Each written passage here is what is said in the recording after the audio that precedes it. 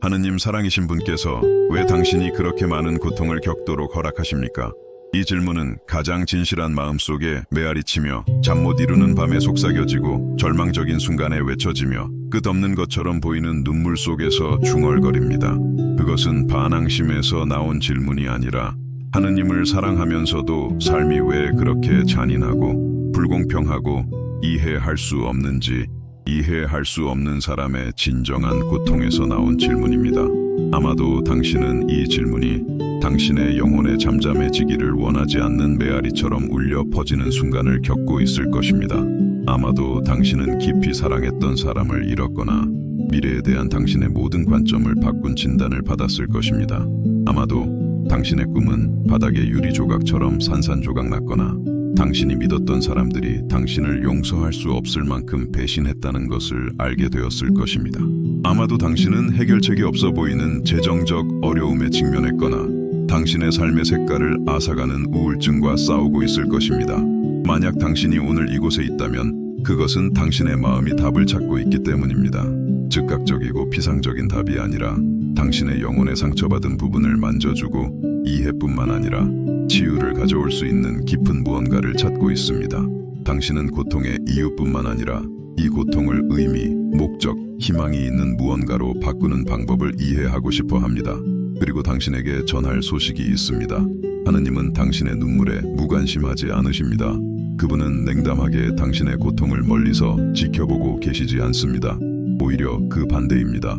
고통에 관한 깊고 변화무쌍한 진리가 있으며 이는 당신이 당신의 상황, 도전, 심지어 가장 깊은 상처를 보는 방식을 완전히 바꿀 수 있습니다. 잠시 동안 도자기장이 그의 작업실에서 일하는 것을 상상해 보세요.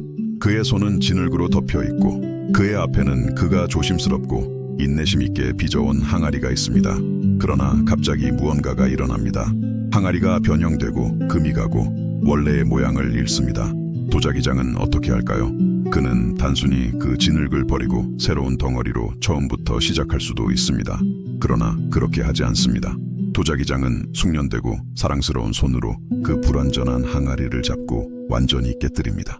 외부에서 지켜보는 사람에게는 파괴처럼 보일 수 있습니다. 그러나 도자기장에게는 새로운 창조의 시작입니다.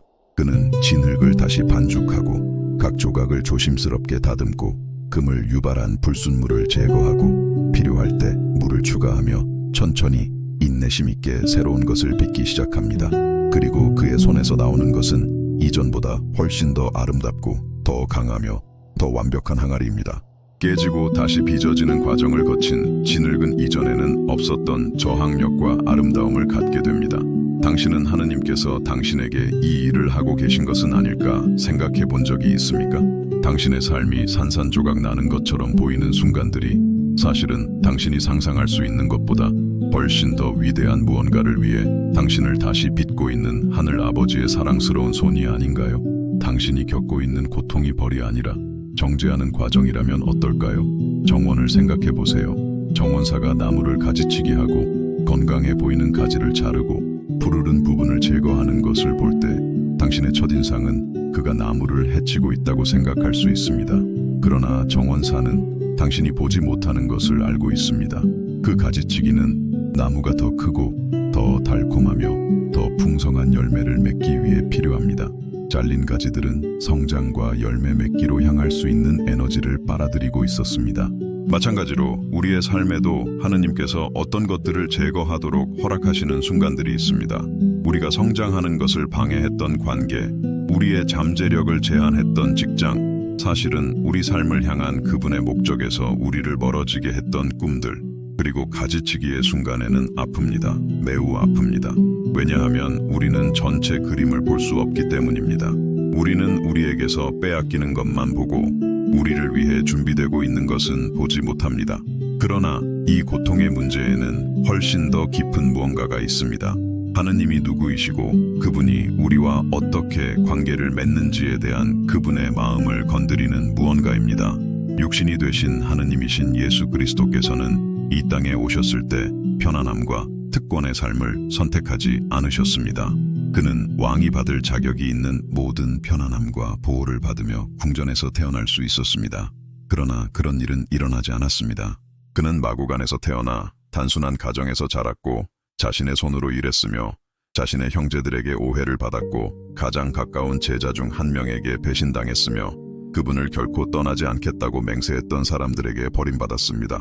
그는 거절, 굴욕, 가장 극심한 육체적 고통, 심지어 십자가에서 나의 하느님, 어찌하여 나를 버리셨나이까?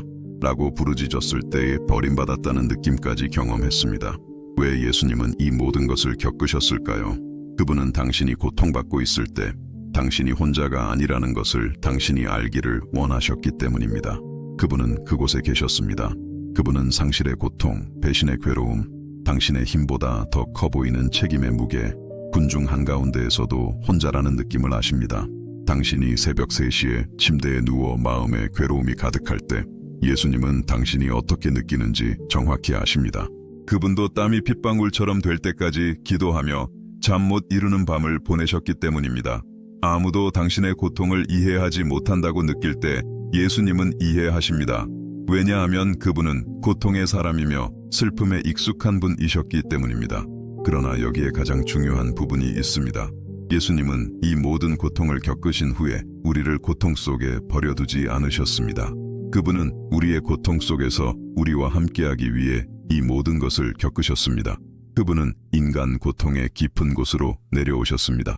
어떤 골짜기도 그분의 임재에 너무 깊지 않고 어떤 어둠도 그분의 빛에 너무 짙지 않으며 어떤 고통도 그분의 위로에 너무 크지 않도록 말입니다. 이것이 그분이 우리의 삶에서 모든 고통을 자동으로 제거하신다는 것을 의미하지는 않습니다. 그것은 훨씬 더 강력한 것을 의미합니다. 그분은 우리의 고통을 변화시키십니다. 그분은 우리의 고통에 목적을 부여하십니다. 그분은 우리의 상처를 사용하여 다른 상처 입은 마음을 치유하십니다. 그분은 우리의 눈물을 지혜로, 우리의 실패를 겸손으로, 우리의 두려움을 흔들리지 않는 믿음으로 바꾸십니다. 당신은 고통의 순간에 다른 사람들을 가장 잘 위로할 수 있는 사람들이 비슷한 고통을 겪었던 사람들인 것을 본 적이 있습니까? 자식을 잃은 사람이 어떻게 다른 비통한 부모를 다른 누구도 할 수 없는 방식으로 안아줄 수 있습니까? 중독을 극복한 사람이 어떻게 말로 표현할 수 없는 이해로 중독과 싸우는 사람에게 손을 내밀 수 있습니까? 이것은 하느님께서 우리의 고통을 구원하시는 신비하고 아름다운 방식을 가지고 계시기 때문에 일어납니다. 그분은 눈물 한 방울도, 괴로움의 순간도, 고통의 밤도 낭비하지 않으십니다. 그분은 그 모든 경험을 모아서 치유, 연민, 다른 사람들을 섬길 수 있는 힘의 도구로 바꾸십니다. 그러나 그 이상이 있습니다. 고통은 또한 이 세상의 모든 것들이 일시적이라는 본질에 대해 우리에게 가르쳐 줍니다. 우리가 좋은 시간을 보내고 있을 때 이 삶이 우리의 최종 거주지가 아니라는 것을 잊기 쉽습니다. 우리는 그것들이 영원한 것처럼 사물, 사람, 상황에 집착합니다. 그리고 그것들이 변하거나 우리에게서 빼앗길 때 우리는 마치 발밑의 땅이 사라진 것처럼 느낍니다. 고통은 우리가 이 땅의 순례자임을 상기시킵니다. 우리의 진정한 고향은 이곳이 아니라는 것을 말입니다. 우리를 기다리고 있는 훨씬 더 위대한 무언가가 있다는 것을 말입니다. 그리고 역설적으로 우리가 이것을 이해할 때 우리는 현재의 축복들을 훨씬 더 소중히 여기기 시작합니다. 왜냐하면 그것들이 우리를 사랑하시는 하느님으로부터 온 일시적인 선물이라는 것을 알기 때문입니다. 그리고 소수의 사람들이 멈춰서 생각하는 고통의 또 다른 차원이 있습니다. 그것은 번영과 편안함이 종종 가려놓는 영적인 현실을 우리에게 일깨워줍니다. 모든 것이 잘 돌아갈 때 우리는 자동 조종 장치로 살고 습관적으로 일을 하고 심지어 기계적으로 기도하고 성경을 읽기 쉽습니다. 그러나 폭풍이 닥치면 우리가 하느님의 임재를 절실히 필요로 할 때 우리의 기도는 진실해지고 우리의 찾음은 진정해지며 우리의 믿음은 살아 움직입니다. 마치 고통이 우리에게 정말로 중요한 것이 무엇인지 일깨워주는 영적인 경보와 같습니다. 얼마나 많은 사람들이 그들의 삶에서 가장 어려운 순간에 그들이 결코 경험하지 못했던 하느님과의 친밀함을 발견했습니까? 당신은 얼마나 많은 사람들이 그들이 겪은 모든 고통에도 불구하고 그 기간 동안 발전시킨 하느님과의 친밀함을 세상의 어떤 것과도 바꾸지 않을 것이라고 말하는 간증을 들었습니까? 이것이 우리가 고통을 찾거나 낭만화해야 한다는 것을 의미하지는 않습니다. 그것은 고통이 올 때, 그리고 그것이 올 것입니다. 왜냐하면 그것은 인간 경험의 일부이기 때문에 우리는 하느님께서 우리가 현재 볼 수 있는 것보다 더 큰 목적을 가지고 계시다는 것을 신뢰할 수 있다는 것을 의미합니다. 형제들에게 노예로 팔리고 거짓으로 비난받고 부당하게 감옥에 갇힌 요셉의 이야기를 생각해 보세요. 수년 동안 그는 그 모든 부당한 고통 속에서 하느님이 어디에 계시는지 궁금해할 수 있었습니다. 그러나 결국 그가 이집트의 총리가 되고 자신의 가족뿐만 아니라 전체 나라를 기근에서 구할 수 있었을 때 그는 그의 형제들에게 말했습니다. 당신들은 내게 악을 행하려고 했지만 하느님은 그것을 선으로 바꾸셔서 오늘날 많은 사람들의 생명을 보존하게 하셨습니다. 요셉은 깊은 것을 이해했습니다.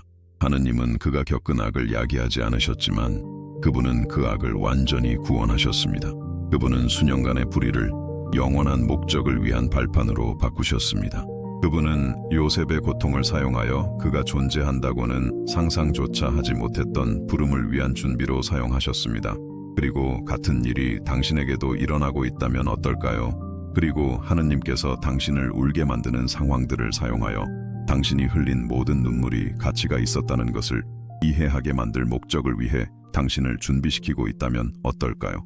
그리고 당신의 고통의 이야기가 당신이 아직 알지 못하는 사람들을 축복할 구원의 이야기의 서문으로 쓰이고 있다면 어떨까요? 그러나 이 문제에는 훨씬 더 친밀한 무언가가 있습니다. 때로는 하느님께서 단순히 우리의 관심을 원하시기 때문에 고통을 허락하십니다. 잔인하거나 조작적인 방식이 아니라 그의 자녀가 집에서 멀어지고 있으며 그들을 돌아오게 할 무언가가 필요하다는 것을 아는 사랑하는 아버지로서 말입니다. 모든 것이 잘 돌아갈 때 우리의 기도는 얼마나 자주 피상적이 되고 성경 읽기는 기계적이 되며 하느님과의 관계는 형식적이 됩니까? 그리고 나서 위기, 도전, 고통이 닥치고 갑자기 우리는 무릎을 꿇고 오랫동안 경험하지 못했던 강렬함으로 하느님을 찾습니다. 하느님께서 우리를 조종하기 위해 위기를 일으키시는 것이 아닙니다. 그분은 우리의 영혼이 그분께 목말라 있다는 것을 아시며 때로는 우리가 그것을 상기할 필요가 있다는 것입니다. 그것은 계획과 꿈으로 가득 찬 집을 떠나지만 어려움을 겪은 후 집의 따뜻함과 한때 시대에 뒤떨어진 것처럼 보였던 아버지의 조언을 기억하는 자녀와 같습니다. 그리고 우리는 고통에 대한 가장 위안이 되는 진리 중 하나에 도달합니다. 그것은 결코 영원히 지속되지 않는다는 것입니다. 성경은 우리에게 저녁에는 울음이 깃들일지라도 아침에는 기쁨이 오리라고 가르칩니다. 이것은 모든 문제가 신속하게 해결될 것이라는 약속이 아니라 희망이 있고 끝이 있고 아침이 온다는 약속입니다. 모든 고통에는 정해진 시간이 있습니다. 모든 눈물에는 한계가 있습니다. 모든 어두운 밤에는 기다리고 있는 새벽이 있습니다. 그리고 아침이 오기 전까지 우리는 어둠 속에서 혼자가 아닙니다. 우리의 위로자이신 성령께서 우리와 함께 계십니다. 우리의 고통을 아시는 예수님께서 우리와 함께 계십니다. 우리를 영원한 사랑으로 사랑하시는 아버지께서 우리와 함께 계십니다. 그리고 고통에 대한 또 다른 아름다운 것이 있습니다. 그것은 우리를 더 인간적으로, 더 동정적으로 그리스도를 더 닮게 만듭니다. 우리가 어려움을 겪지 않았을 때 고통을 겪고 있는 사람들을 판단하기 쉽습니다. 피상적인 조언을 하고 단순한 해결책을 제시하고 다른 사람의 연약함에 대한 인내심이 부족하기 쉽습니다. 그러나 우리가 고통을 겪을 때, 우리가 취약성을 경험할 때, 우리가 생각했던 것만큼 강하지 않다는 것을 발견할 때 우리는 진정한 공감대를 발전시킵니다. 우리는 그리스도의 눈으로 사람들을 보기 시작합니다. 우리는 모두 보이지 않는 짐을 지고 있다는 것을 이해하기 시작합니다. 우리는 더 부드럽게 손을 내밀고 더 조심스럽게 안아주고 더 인내심 있게 듣기 시작합니다. 고통은 우리가 더 아름다운 방식으로 수리될 수 있도록 우리를 깨뜨립니다. 우리가 더 많은 하느님의 임재로 채워질 수 있도록 우리를 비웁니다. 우리가 더 깊이 치유될 수 있도록 우리를 상처 입힙니다. 우리가 더 많은 지혜로 높아질 수 있도록 우리를 겸손하게 합니다.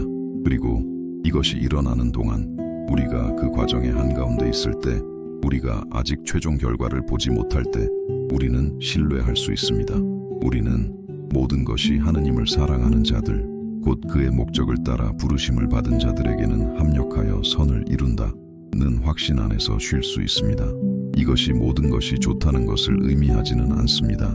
그것은 하느님께서 너무 강력하고 너무 지혜롭고 너무 사랑스러워서 심지어 나쁜 것들도 우리의 궁극적인 선에 기여하게 만드실 수 있다는 것을 의미합니다. 그분은 어두운 잉크로 아름다운 이야기를 쓰실 수 있습니다. 가장 불협화음의 음표를 사용해서 영광스러운 교향곡을 작곡하실 수 있습니다. 그러므로 오늘 당신이 고통의 순간을 겪고 있다면, 당신의 마음이 아프고 당신의 눈물이 끝이 없어 보인다면, 나는 당신이 하느님께서 모든 눈물을 보시고 모든 고통을 아시며 당신의 절망적인 마음의 모든 박동을 느끼신다는 것을 알기를 원합니다. 그분은 부재하지 않으십니다. 그분은 무관심하지 않으십니다. 그분은 당신을 잊지 않으셨습니다. 오히려 그 반대입니다. 그분은 아마도 오랫동안 계셨던 것보다 지금 당신에게 더 가까이 계십니다. 왜냐하면 우리가 그분의 임재를 가장 현실적인 방식으로 발견하는 것은 바로 골짜기에서이기 때문입니다. 그분의 빛이 가장 강하게 빛나는 것은 바로 어둠 속에서이기 때문입니다. 그분의 힘이 가장 강력하게 나타나는 것은 바로 연약함 속에서이기 때문입니다. 우리 대화를 잠시 멈추고 싶습니다. 이 메시지가 당신의 마음에 닿았고 의미가 있었다면 좋아요를 남겨주세요.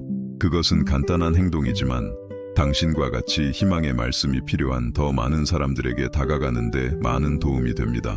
그리고 당신이 아직 우리 커뮤니티의 일부가 아니라면 채널을 구독하고 종 모양 알림을 켜서 다음 동영상을 놓치지 않도록 하세요. 그 이상으로 특별한 초대를 합니다. 당신이 사랑하고 고통이나 불확실성의 순간을 겪고 있는 누군가를 생각하세요. 이 동영상을 그 사람과 공유하세요. 그것은 그 사람이 꽃을 피우는 데 필요한 희망의 씨앗이 될 수 있습니다. 마지막으로 당신이 느낀 것을 댓글로 알려주세요. 저는 당신의 경험과 이 메시지가 당신의 영혼에 어떻게 닿았는지 정말로 알고 싶습니다. 당신의 댓글은 우리 여정의 중요한 부분입니다.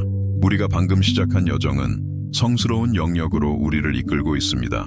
그곳은 하느님과 우리 자신에 대한 가장 깊은 진리가 복잡한 신학적 설명을 통해서가 아니라 삶의 거칠고 실제적인 경험을 통해 드러나는 곳입니다. 그리고 여기에서 우리는 모순적으로 들릴 수 있는 무언가에 대해 이야기해야 합니다. 진정한 믿음은 의심이 없는 것이 아니라 상황이 그 반대를 외칠 때에도 하느님을 신뢰하기로 선택하는 것입니다. 이론적인 믿음과 시험받는 믿음의 차이에 대해 잠시 생각해 보세요. 모든 것이 잘 될 때, 우리의 통장 잔고가 괜찮을 때, 우리 가족이 건강할 때, 우리 관계가 화목할 때, 우리는 하느님을 신뢰한다고 말하기 쉽습니다. 그것은 맑은 날 교통체증이 없는 직선 도로를 운전하면서 당신이 좋은 운전자라고 말하는 것과 같습니다. 그러나 운전자의 진정한 기술은 폭풍 후 구불구불한 도로, 짙은 안개 속에서 운전해야 할 때만 시험받습니다. 마찬가지로 우리의 믿음은 시험받을 때만 그 진정한 본질을 드러냅니다. 진단이 내려지고 미래에 대한 모든 기대가 흔들릴 때, 당신이 가장 사랑했던 사람이 떠나기로 결정하고 당신이 다시 사랑할 수 있을지 궁금해할 때, 가족을 부양했던 직장이 사라지고 다음 달 청구서를 어떻게 지불할지 모를 때, 바로 이 순간에 우리는 우리의 믿음이 단지 아름다운 철학이었는지 아니면 폭풍 속에서 우리를 지탱할 수 있는 닻인지 발견합니다. 그리고 당신이 발견할 수 있는 가장 자유로운 진리 중 하나는 다음과 같습니다. 하느님은 당신의 의심에 대해 신경 쓰지 않으십니다. 그분은 당신이 그분께 어려운 질문을 할 때 불쾌해하지 않으십니다. 당신이 기도 속에서 당신의 고통을 외칠 때 그분은 멀어지지 않으십니다. 사실 그분은 당신의 공허한 종교적 예의보다 당신의 절망적인 정직함을 선호하십니다. 모든 것이 괜찮은 척하는 당신의 거짓 미소보다 답을 찾는 당신의 상한 마음을 선호하십니다. 시편 기자들을 보세요. 그들은 가능한 모든 정직함으로 그들의 마음을 하느님 앞에 쏟아내는 것을 두려워하지 않았습니다. 주님, 언제까지 나를 영원히 잊으시겠나이까? 언제까지 주의 얼굴을 내게서 숨기시겠나이까?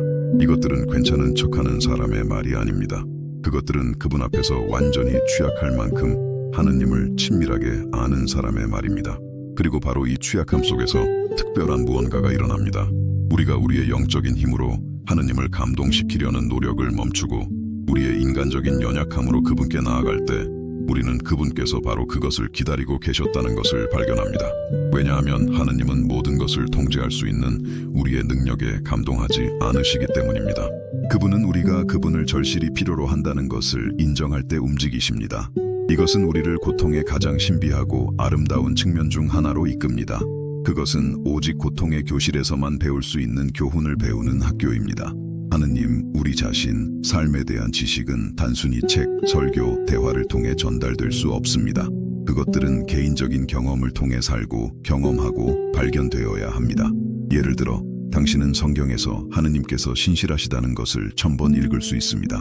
당신은 그분의 신실함에 대한 성경 구절을 암기하고 그분에 대한 찬송가를 부르고 그분에 대해 설교할 수 있습니다. 그러나 하느님이 신실하시다는 것을 지적으로 아는 것과 당신 주변의 모든 것이 무너질 때 그분의 신실함을 발견하는 것 사이에는 심연의 차이가 있습니다. 더 이상 계속할 힘이 없을 때 그분이 계속해서 당신을 붙들고 계신다는 것을 발견할 때 말입니다. 하루를 더 버틸 수 없을 것 같을 때 그분이 당신에게 그날을 위한 힘뿐만 아니라 당신이 경험할 수 있다고는 생각조차 하지 못했던 초자연적인 평화를 주실 때 말입니다.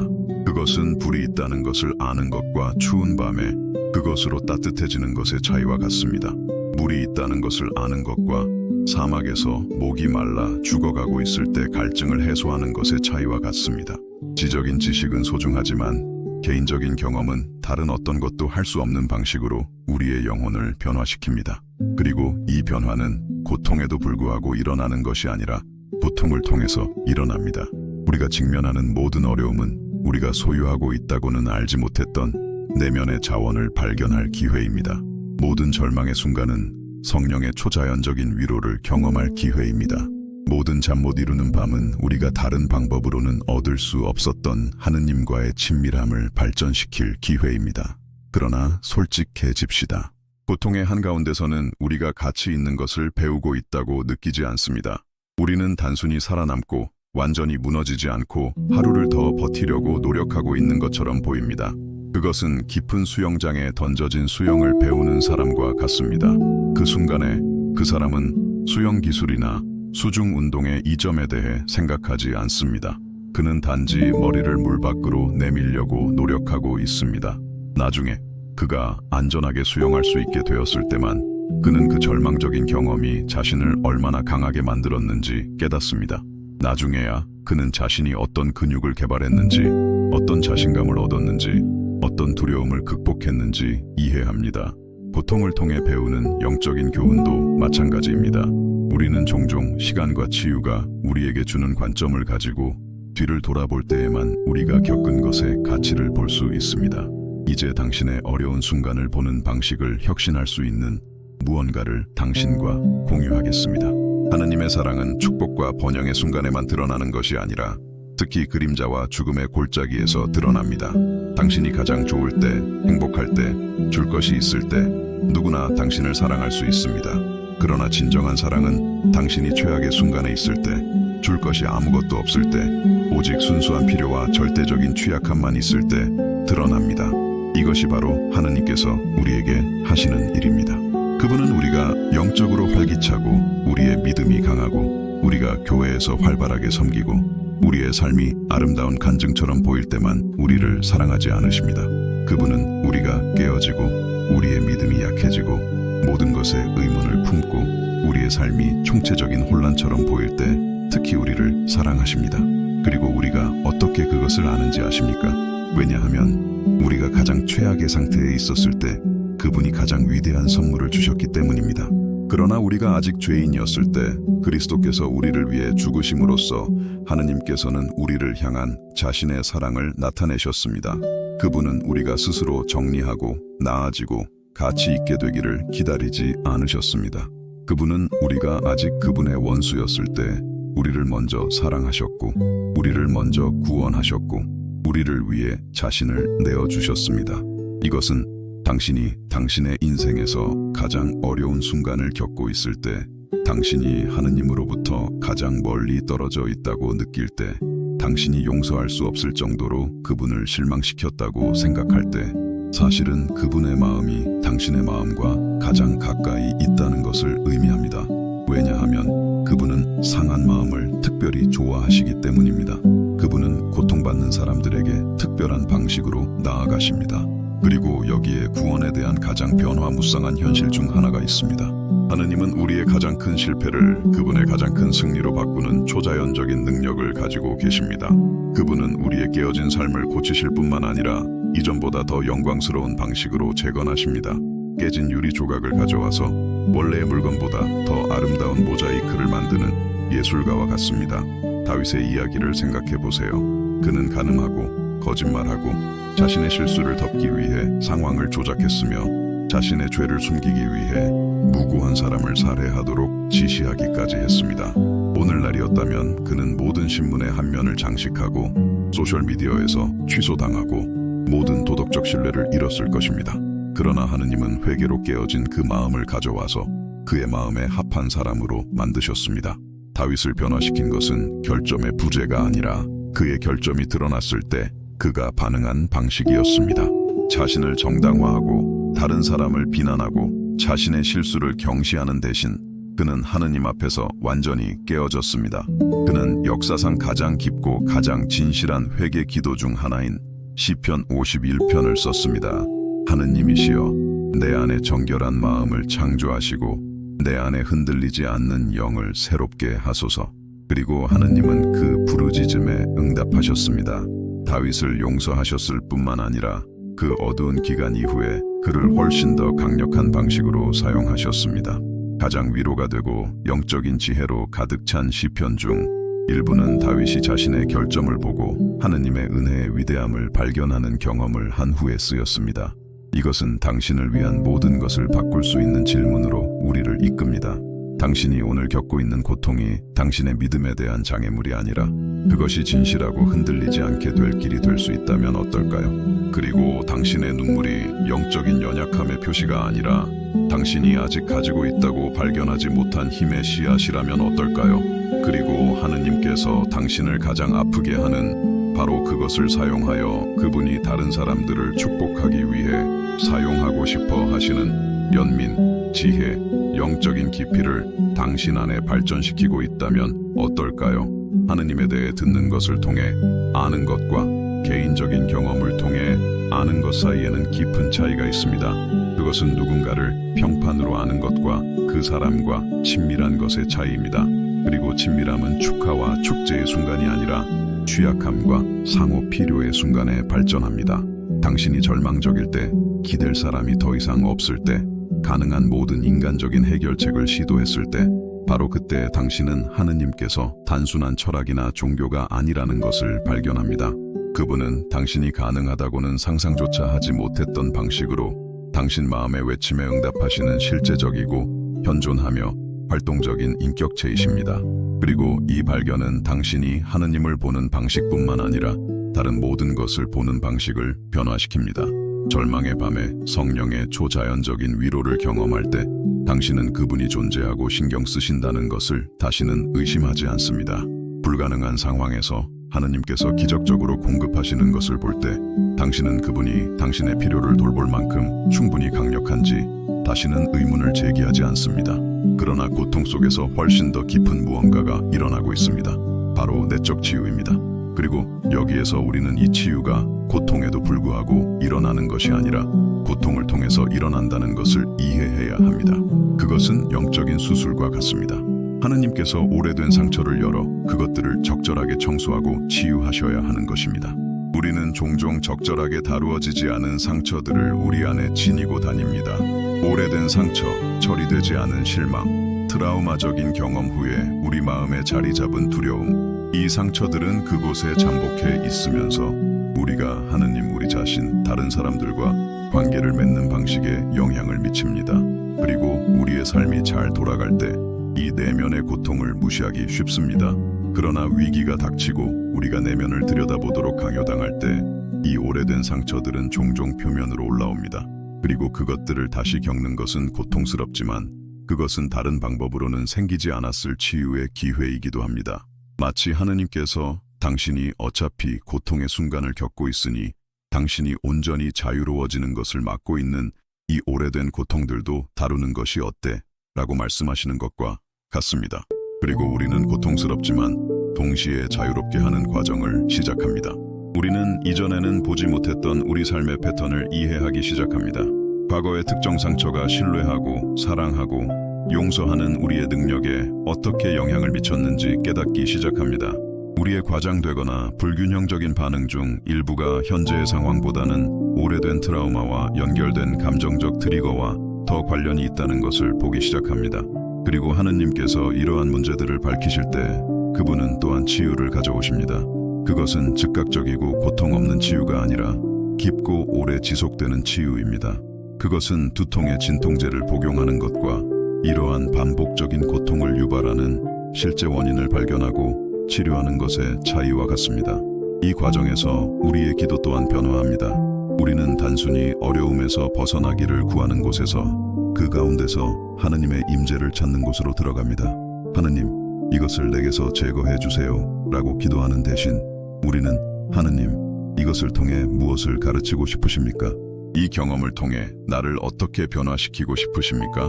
이 고통을 통해 영적으로 어떻게 성장할 수 있습니까? 라고 기도하기 시작합니다.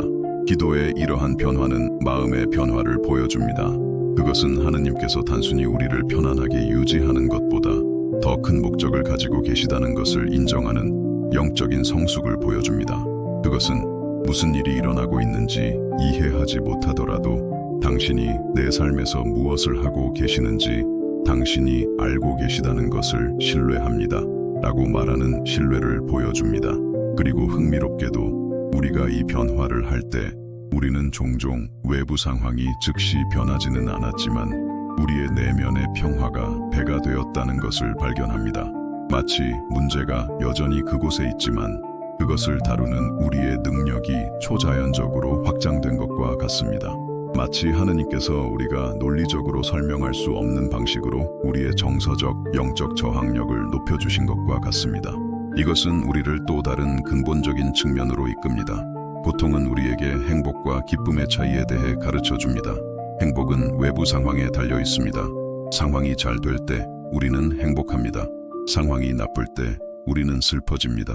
그것은 우리의 내면의 행복이 외부 사건에 의해 인질로 잡힌 감정의 롤러코스터입니다.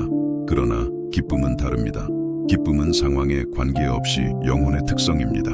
고통의 한가운데서도 기쁨을 가질 수 있고 폭풍의 한가운데서도 평화를 가질 수 있으며 모든 것이 상실된 것처럼 보일 때에도 희망을 가질 수 있습니다.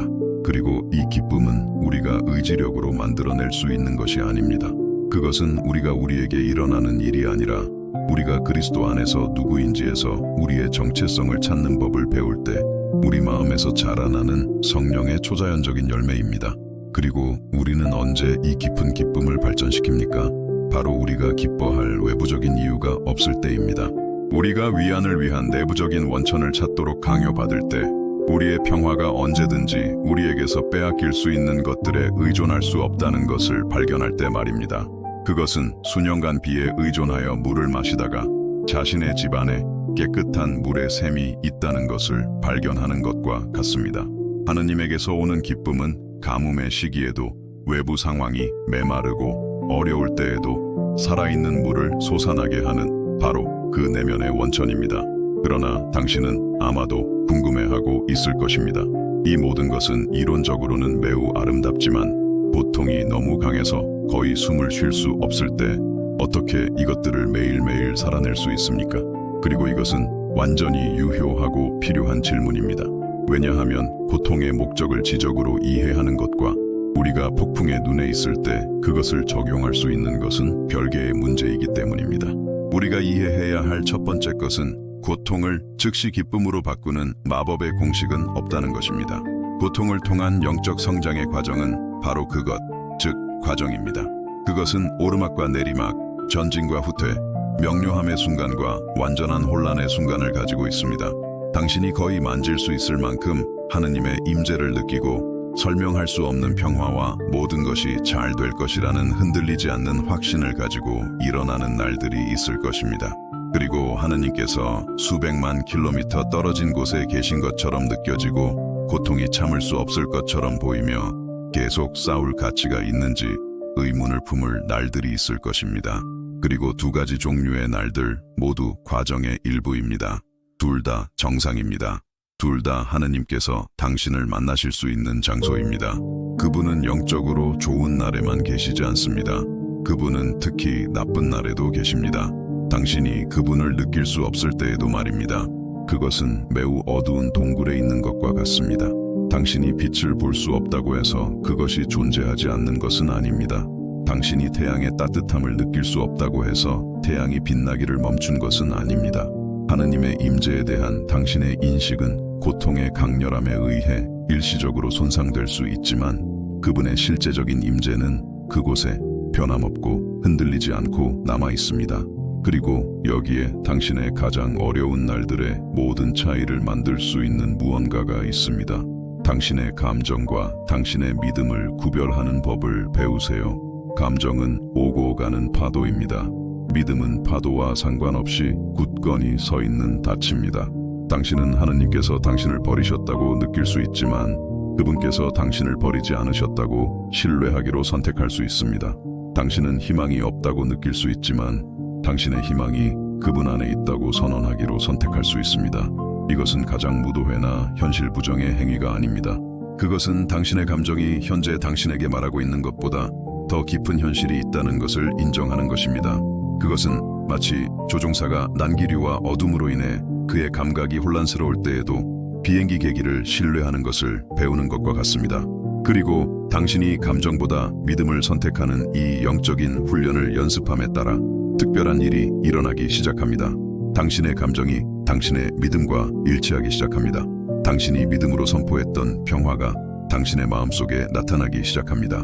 당신이 입술로 고백했던 희망이 당신의 영혼에서 솟아나기 시작합니다.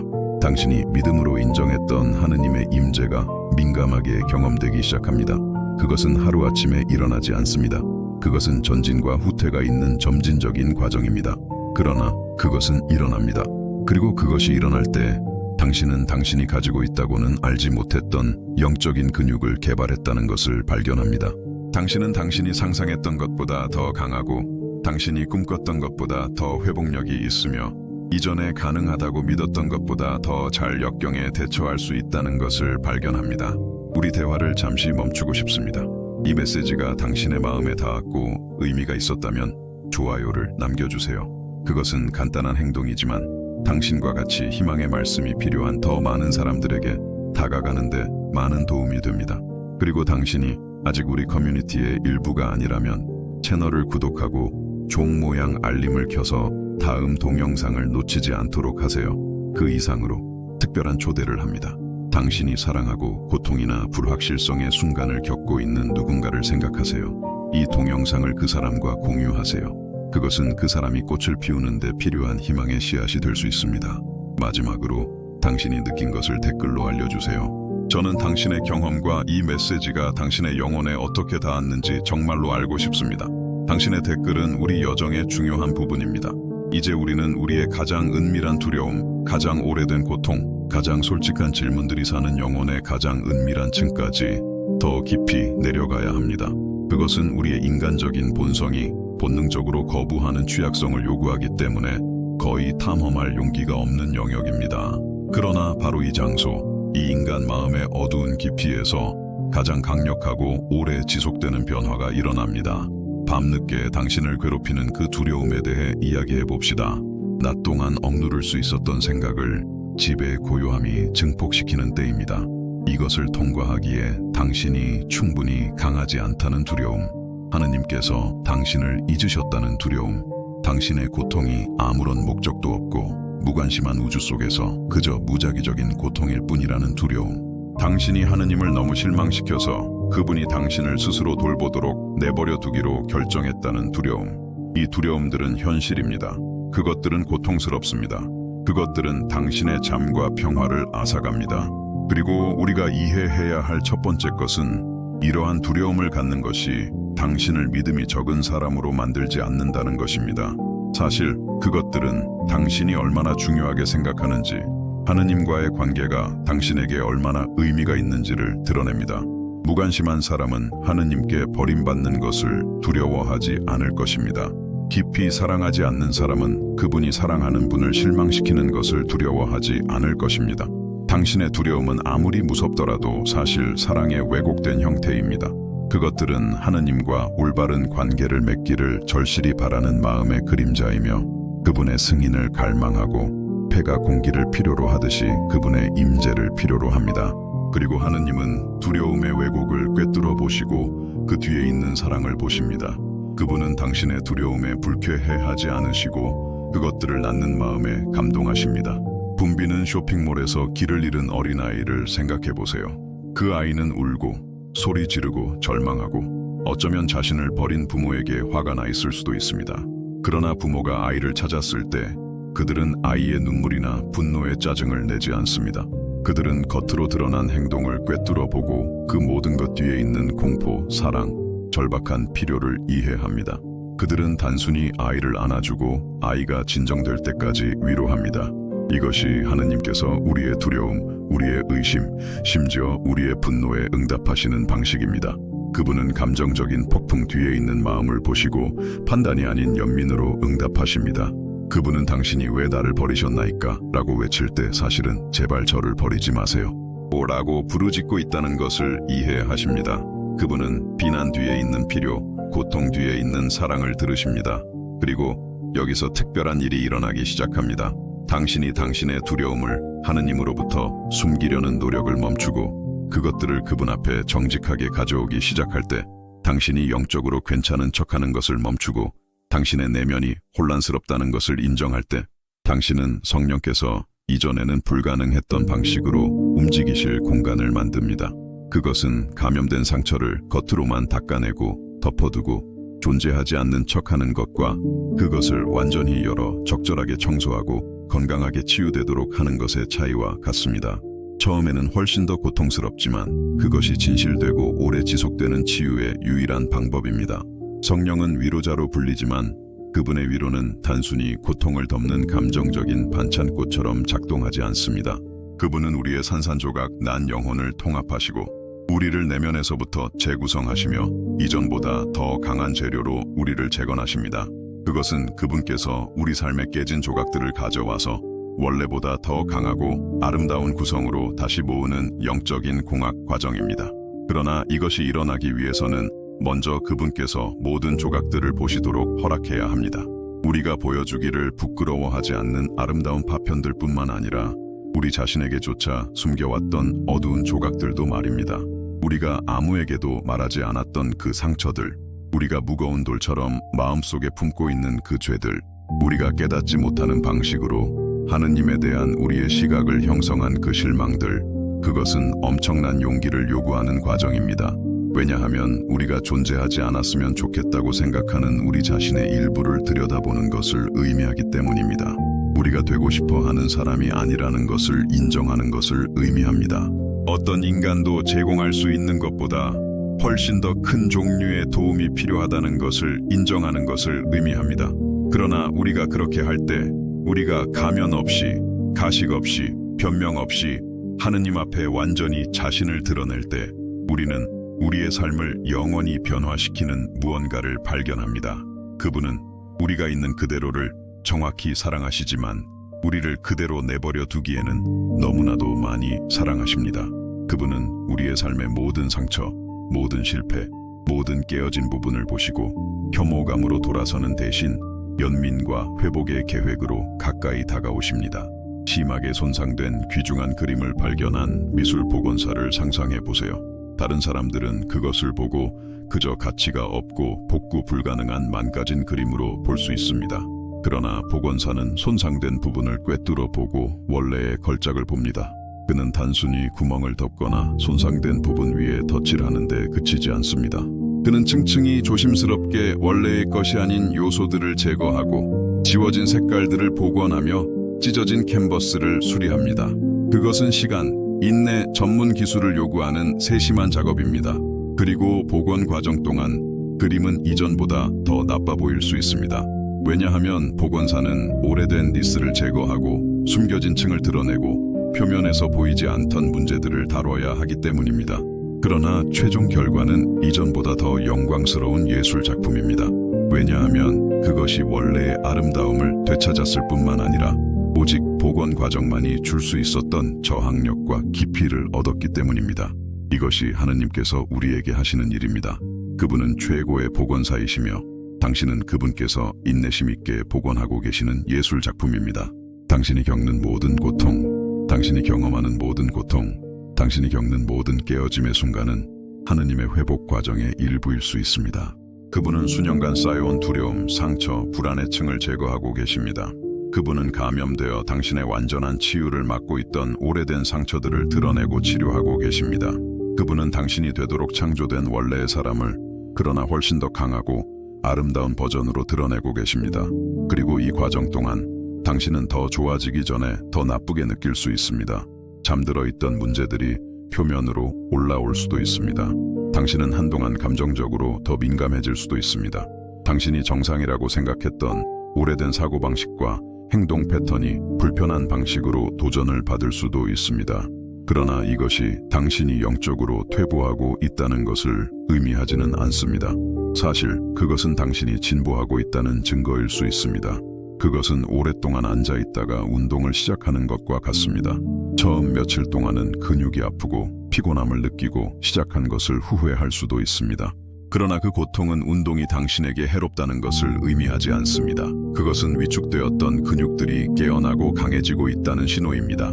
마찬가지로 성령께서 당신의 영혼의 가장 깊은 부분에서 일하기 시작할 때 처음에는 불편함이 있을 수 있습니다. 당신이 억눌렀던 감정들이 표면으로 나올 수 있습니다. 당신이 치유되었다고 생각했던 상처들이 여전히 민감하다는 것을 보여줄 수 있습니다. 당신이 정상이라고 생각했던 관계 패턴이 의문을 제기받을 수 있습니다. 그러나 이 불편함은 일시적이며 영구적인 치유를 위한 것입니다. 그것은 당신에게 만성적인 해를 끼치던 것을 제거할 수술에 필요한 고통과 같습니다. 시술은 고통스럽고 회복은 어렵지만 최종 결과는 오랫동안 당신이 짊어지고 있던 고통으로부터 자유로운 삶입니다. 시련에 대해 다른 각도에서 이야기해 봅시다. 그것들은 우리가 누구인지 드러낼 뿐만 아니라 우리가 소유하고 있다고는 알지 못했던 내면의 자원도 드러냅니다. 그것은 당신이 알지 못했던 비상 발전기가 집에 있다는 것을 정전이 되었을 때 발견하는 것과 같습니다. 또는 사랑하는 사람을 구하기 위해 매우 무거운 것을 들어야 할 때 당신이 알지 못했던 신체적 힘을 발견하는 것과 같습니다. 심각한 질병에 직면해야 했을 때 자신이 상상했던 것보다 훨씬 더 용감하다는 것을 얼마나 많은 사람들이 발견했습니까? 깊이 배신당했을 때 자신이 가지고 있다고는 알지 못했던 용서의 능력을 얼마나 많은 사람들이 발견했습니까?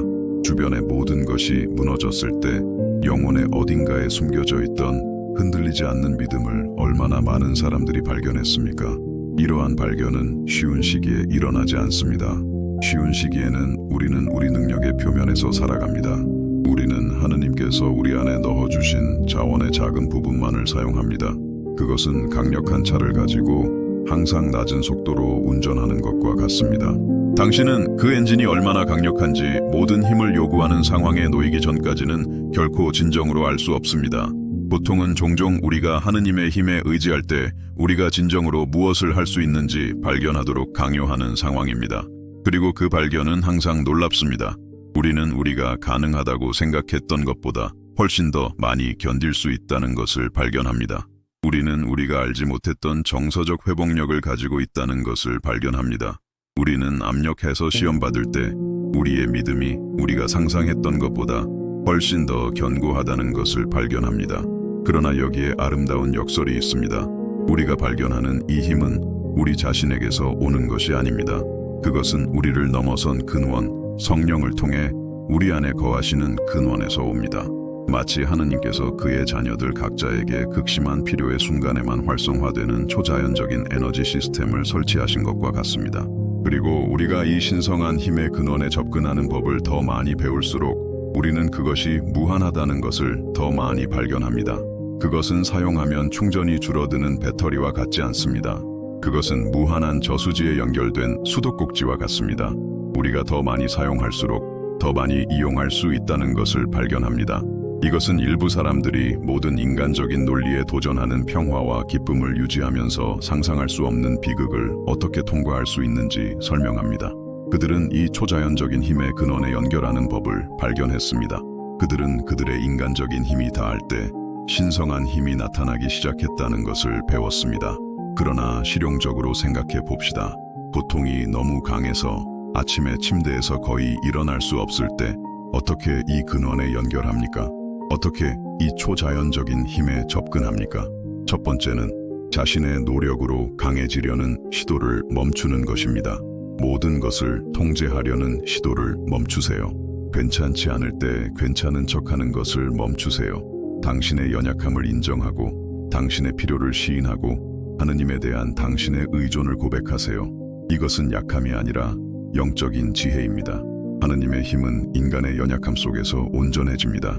이것은 당신이 그분을 필요로 한다는 것을 더 많이 인정할수록 그분께서 당신의 삶에서 나타나실 더 많은 공간을 만든다는 것을 의미합니다. 그것은 깨끗한 물로 채워질 수 있도록 더러운 컵을 비우는 것과 같습니다. 컵이 더러운 액체로 가득 차 있는 한 깨끗한 액체를 위한 공간은 없습니다. 그리고 나서 순간순간 그분께 의지하는 것을 배우세요. 다음 주나 다음 달을 어떻게 견딜지 계획하려고 하지 마세요. 이 현재 순간에 필요한 은혜를 받는 데 집중하세요. 예수님은 매일의 악이 충분하다고 말씀하셨지만 또한 그분의 은혜가 하루의 모든 순간에 충분하다고 말씀하셨습니다. 그것은 숨쉬는 법을 배우는 것과 같습니다. 당신은 내일 필요할 공기를 들이마시려고 하지 않습니다. 당신은 지금 필요한 공기를 들이마시고 다음 숨이 필요할 때 그것을 이용할 수 있을 것이라고 신뢰합니다. 마찬가지로 당신은 이 현재 순간을 위해 하느님의 힘을 받습니다. 당신이 필요할 때 다음 순간에 그것을 이용할 수 있을 것이라고 신뢰하면서 말입니다. 그리고 당신이 하느님에 대한 이 의식적인 의존을 연습함에 따라 특별한 일이 일어납니다. 당신은 이전에는 눈에 띄지 않았던 방식으로 그분의 임재를 인식하기 시작합니다. 폭풍 한가운데서 나타나는 설명할 수 없는 평화, 당신 자신의 생각에서 오는 것이 아니라 더 깊은 근원에서 오는 지혜, 다른 사람들에 대한 당신의 자연적인 사랑 능력을 넘어선 연민, 이것들은 당신의 개인적인 고통 경험을 변화시킬 뿐만 아니라 당신을 다른 사람들을 위한 치유의 도구로 사용하기 위해 그 경험을 사용하시는 성령의 나타남입니다. 마치 하느님께서 당신의 상처를 비슷한 고통을 겪고 있는 사람들의 영적인 갈증을 해소할 수 있는 살아있는 물의 샘으로 바꾸고 계시는 것과 같습니다. 그리고 여기서 우리는 고통의 가장 구원적인 측면 중 하나에 도달합니다. 그것은 번영이 결코 할 수 없는 방식으로 우리를 다른 사람들의 고통과 연결시킵니다. 당신이 상실을 겪어본 적이 없다면 사랑하는 사람을 잃은 사람의 고통의 깊이를 이해하기 어렵습니다. 심각한 질병에 직면한 적이 없다면 무서운 진단을 받은 사람의 공포를 이해하기 어렵습니다. 그러나 당신이 이러한 경험을 겪었을 때 당신 자신의 피부로 쓴 눈물의 맛을 알 때 당신은 위로의 말을 넘어선 공감대를 발전시킵니다. 당신은 말없이 나는 이해합니다. 나는 당신이 있는 곳에 있었습니다. 그리고 나는 살아남았습니다. 당신도 살아남을 것입니다. 라고 전달하는 방식으로 다른 사람을 안아줄 수 있습니다. 당신이 하느님으로부터 직접 받은 위로로 다른 사람들을 위로하는 이 능력은 단순히 고통의 부산물이 아닙니다.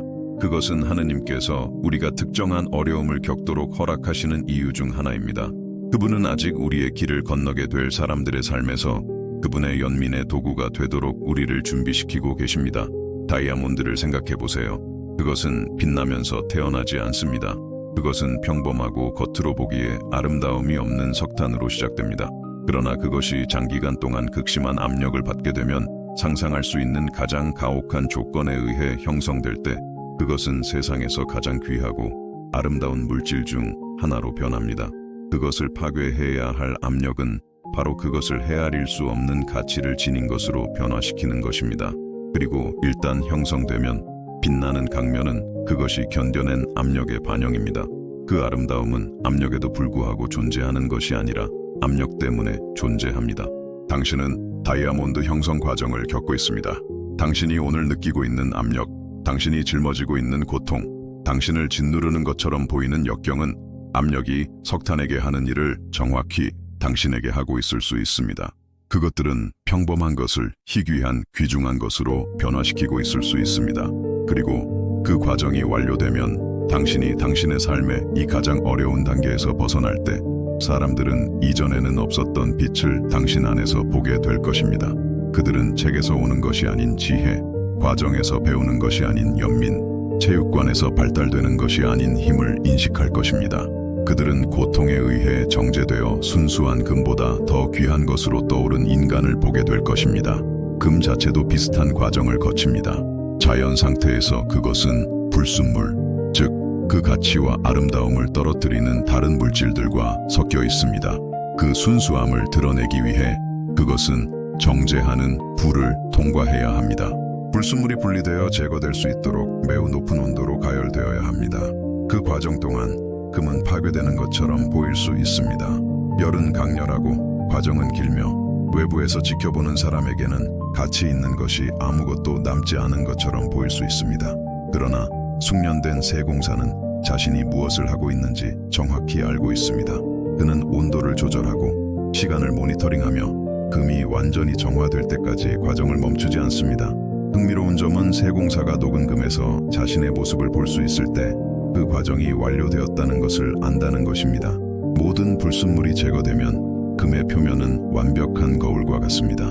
마찬가지로 당신이 겪고 있는 과정은 당신이 존재한다고는 알지 못했던 당신의 영혼의 불순물들을 제거하고 있을 수 있습니다.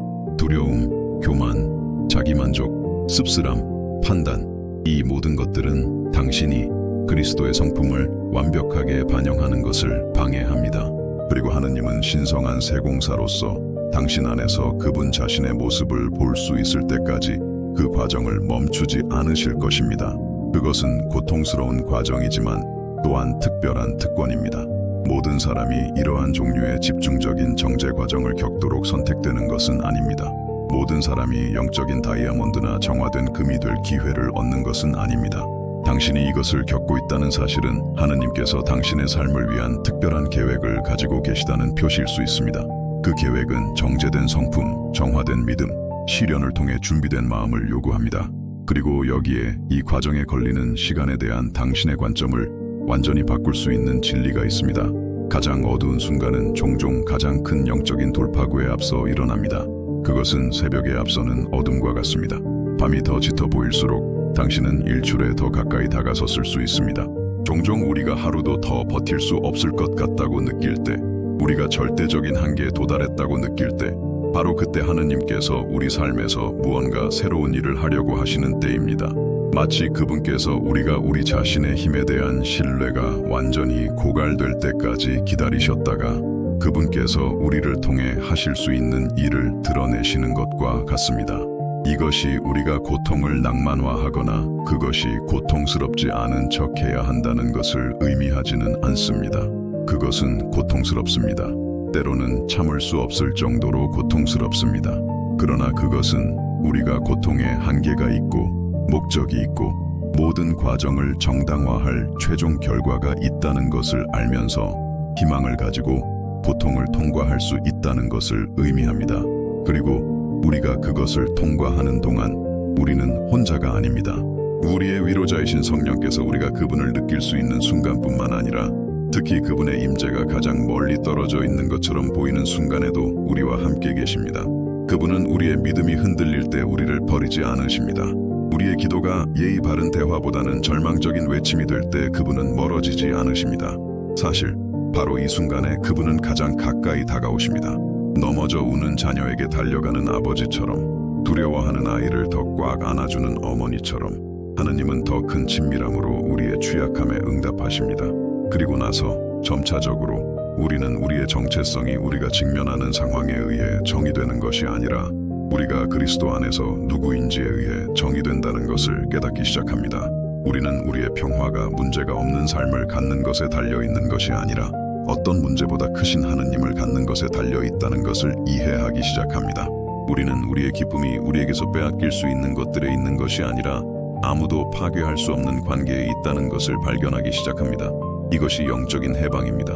우리가 상황과 싸우는 것을 멈추고 그것들을 통해 하느님을 찾기 시작할 때 우리가 고통을 하느님께서 신경 쓰지 않으신다는 증거로 보는 것을 멈추고 그분께서 얼마나 신경 쓰시는지 발견할 기회로 보기 시작할 때 우리가 우리의 기도를 왜 이런 일이 내게 일어나고 있습니까? 에서 이것을 통해 당신은 내 안에서 무엇을 하고 싶으십니까? 로 바꿀 때 그리고 그때 우리는 모든 이해를 초월하는 평화를 발견합니다. 상황에 비추어 논리적으로는 말이 되지 않지만 너무나 현실적이고 견고해서 우리의 새로운 현실이 되는 평화. 외부의 문제들을 없애지는 않지만 우리의 영혼에 있는 하느님의 임재와 비교할 때 그것들을 무의미하게 만드는 평화. 이것이 영원한 목적을 가진 희망입니다.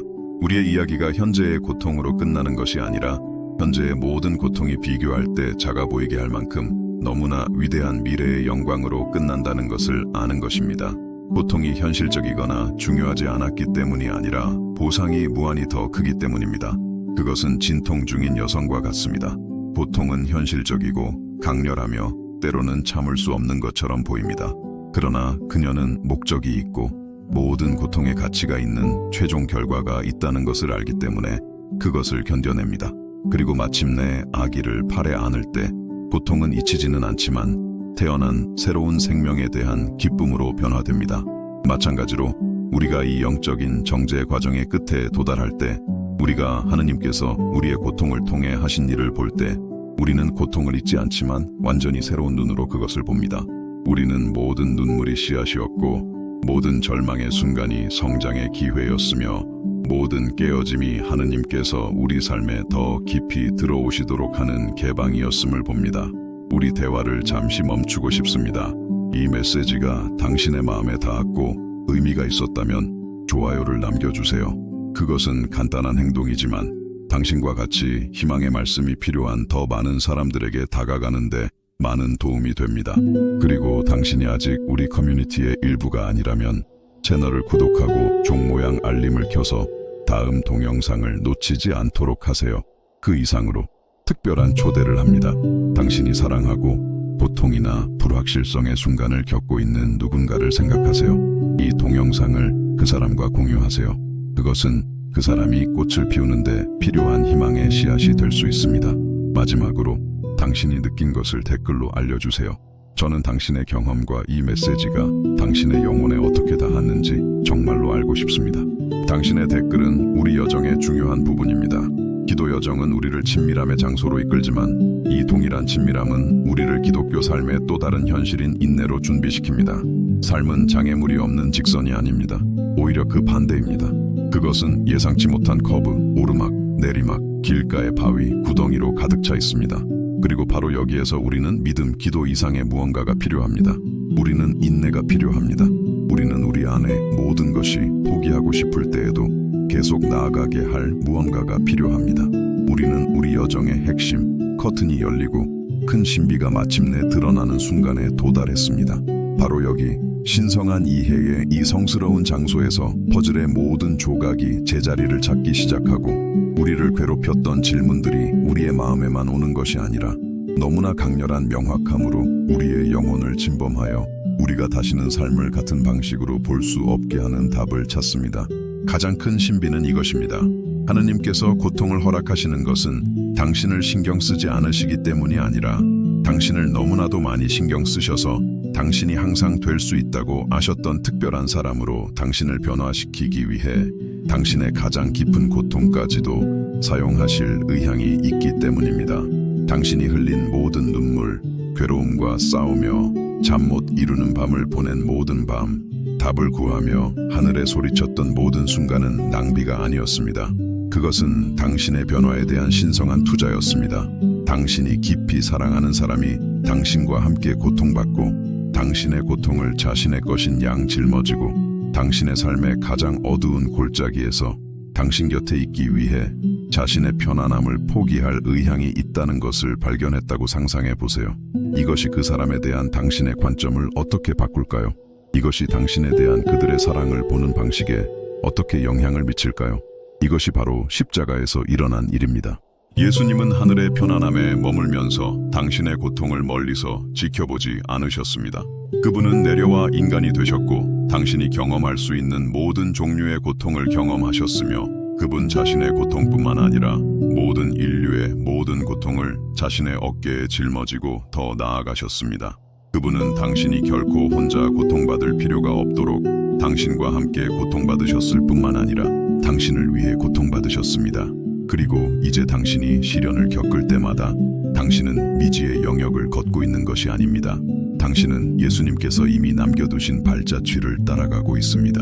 당신이 흘리는 모든 눈물은 흘리신 눈물에 메아리칩니다. 당신이 느끼는 모든 버림받음의 순간은 그분이 십자가에서 외치신 나의 하느님, 나의 하느님, 어찌하여 나를 버리셨나이까? 라는 외침에 공명합니다. 그러나 여기에 모든 것을 바꾸는 부분이 있습니다. 예수님은 우리와 함께 고통을 겪으셨을 뿐만 아니라 우리를 위해 그것을 이기셨습니다. 부활은 단지 죽음에 대한 하느님의 권능을 보여주는 것이 아니었습니다. 그것은 모든 고통에는 한계가 있고 모든 고통에는 유효 기간이 있으며 모든 어둠은 빛에 의해 극복될 것이라는 결정적인 증거였습니다. 이것은 당신이 가장 어려운 시련의 한가운데 있을 때 당신이 단지 그것이 지나가기를 기다리고 있는 것이 아니라는 것을 의미합니다. 당신은 이미 보장된 결말이 있는 과정에 참여하고 있습니다. 당신은 마지막 장이 이미 쓰여진 이야기, 그리고 그 장이 완전한 승리, 총체적인 구속, 영광스러운 변화에 관한 이야기인 삶을 살고 있습니다. 그것은 영웅이 가장 어려운 순간을 통과하고 극복하기 불가능해 보이는 장애물에 직면하는 영화를 보는 것과 같습니다. 이야기가 어떻게 끝나는지 모른다면 당신은 불안하고 걱정하고 심지어 희망을 잃을 수도 있습니다. 그러나 결말이 승리라는 것을 알 때, 영웅이 승리할 것이라고 확신할 때 당신은 가장 긴장된 장면조차도 내면의 평화를 가지고 볼 수 있습니다. 왜냐하면 그것들이 최종 승리로 이끄는 과정의 일부라는 것을 알기 때문입니다. 이것이 지금 당신의 위치입니다. 당신은 결과가 불확실한 전투에 있는 것이 아닙니다. 당신은 이미 승리한 전쟁에 있지만 당신은 아직 당신의 개인적인 이야기의 마지막 장에 도달하지 못했을 뿐입니다. 그리고 그곳에 도달하기 전까지 당신이 직면하는 모든 도전, 당신이 견디는 모든 고통, 당신이 겪는 모든 깨어짐의 순간은 당신이 승리할 뿐만 아니라 영광스러운 방식으로 승리할 사람의 성품을 당신 안에 형성하는 데 기여하고 있습니다. 나비의 형성 과정을 생각해 보세요. 애벌레가 번데기 속에 들어갈 때 그 안에서 무슨 일이 일어나는지 볼 수 있다면 당신은 끔찍해 보이는 것을 볼 것입니다. 애벌레는 말 그대로 분해되고 용해되고 원래의 형태를 완전히 잃습니다. 외부에서 지켜보는 사람에게는 죽음, 완전한 파괴, 모든 희망의 끝처럼 보일 수 있습니다. 그러나 사실 그 명백한 용해는 상상할 수 있는 가장 큰 변화의 시작입니다. 애벌레의 모든 세포가 재구성되고 존재의 모든 부분이 완전히 새로운 존재를 위해 재창조되고 있습니다. 그리고 그것이 마침내 번데기에서 나올 때 그것은 더 이상 기어다니기만 할 수 있었던 제한된 생물이 아닙니다.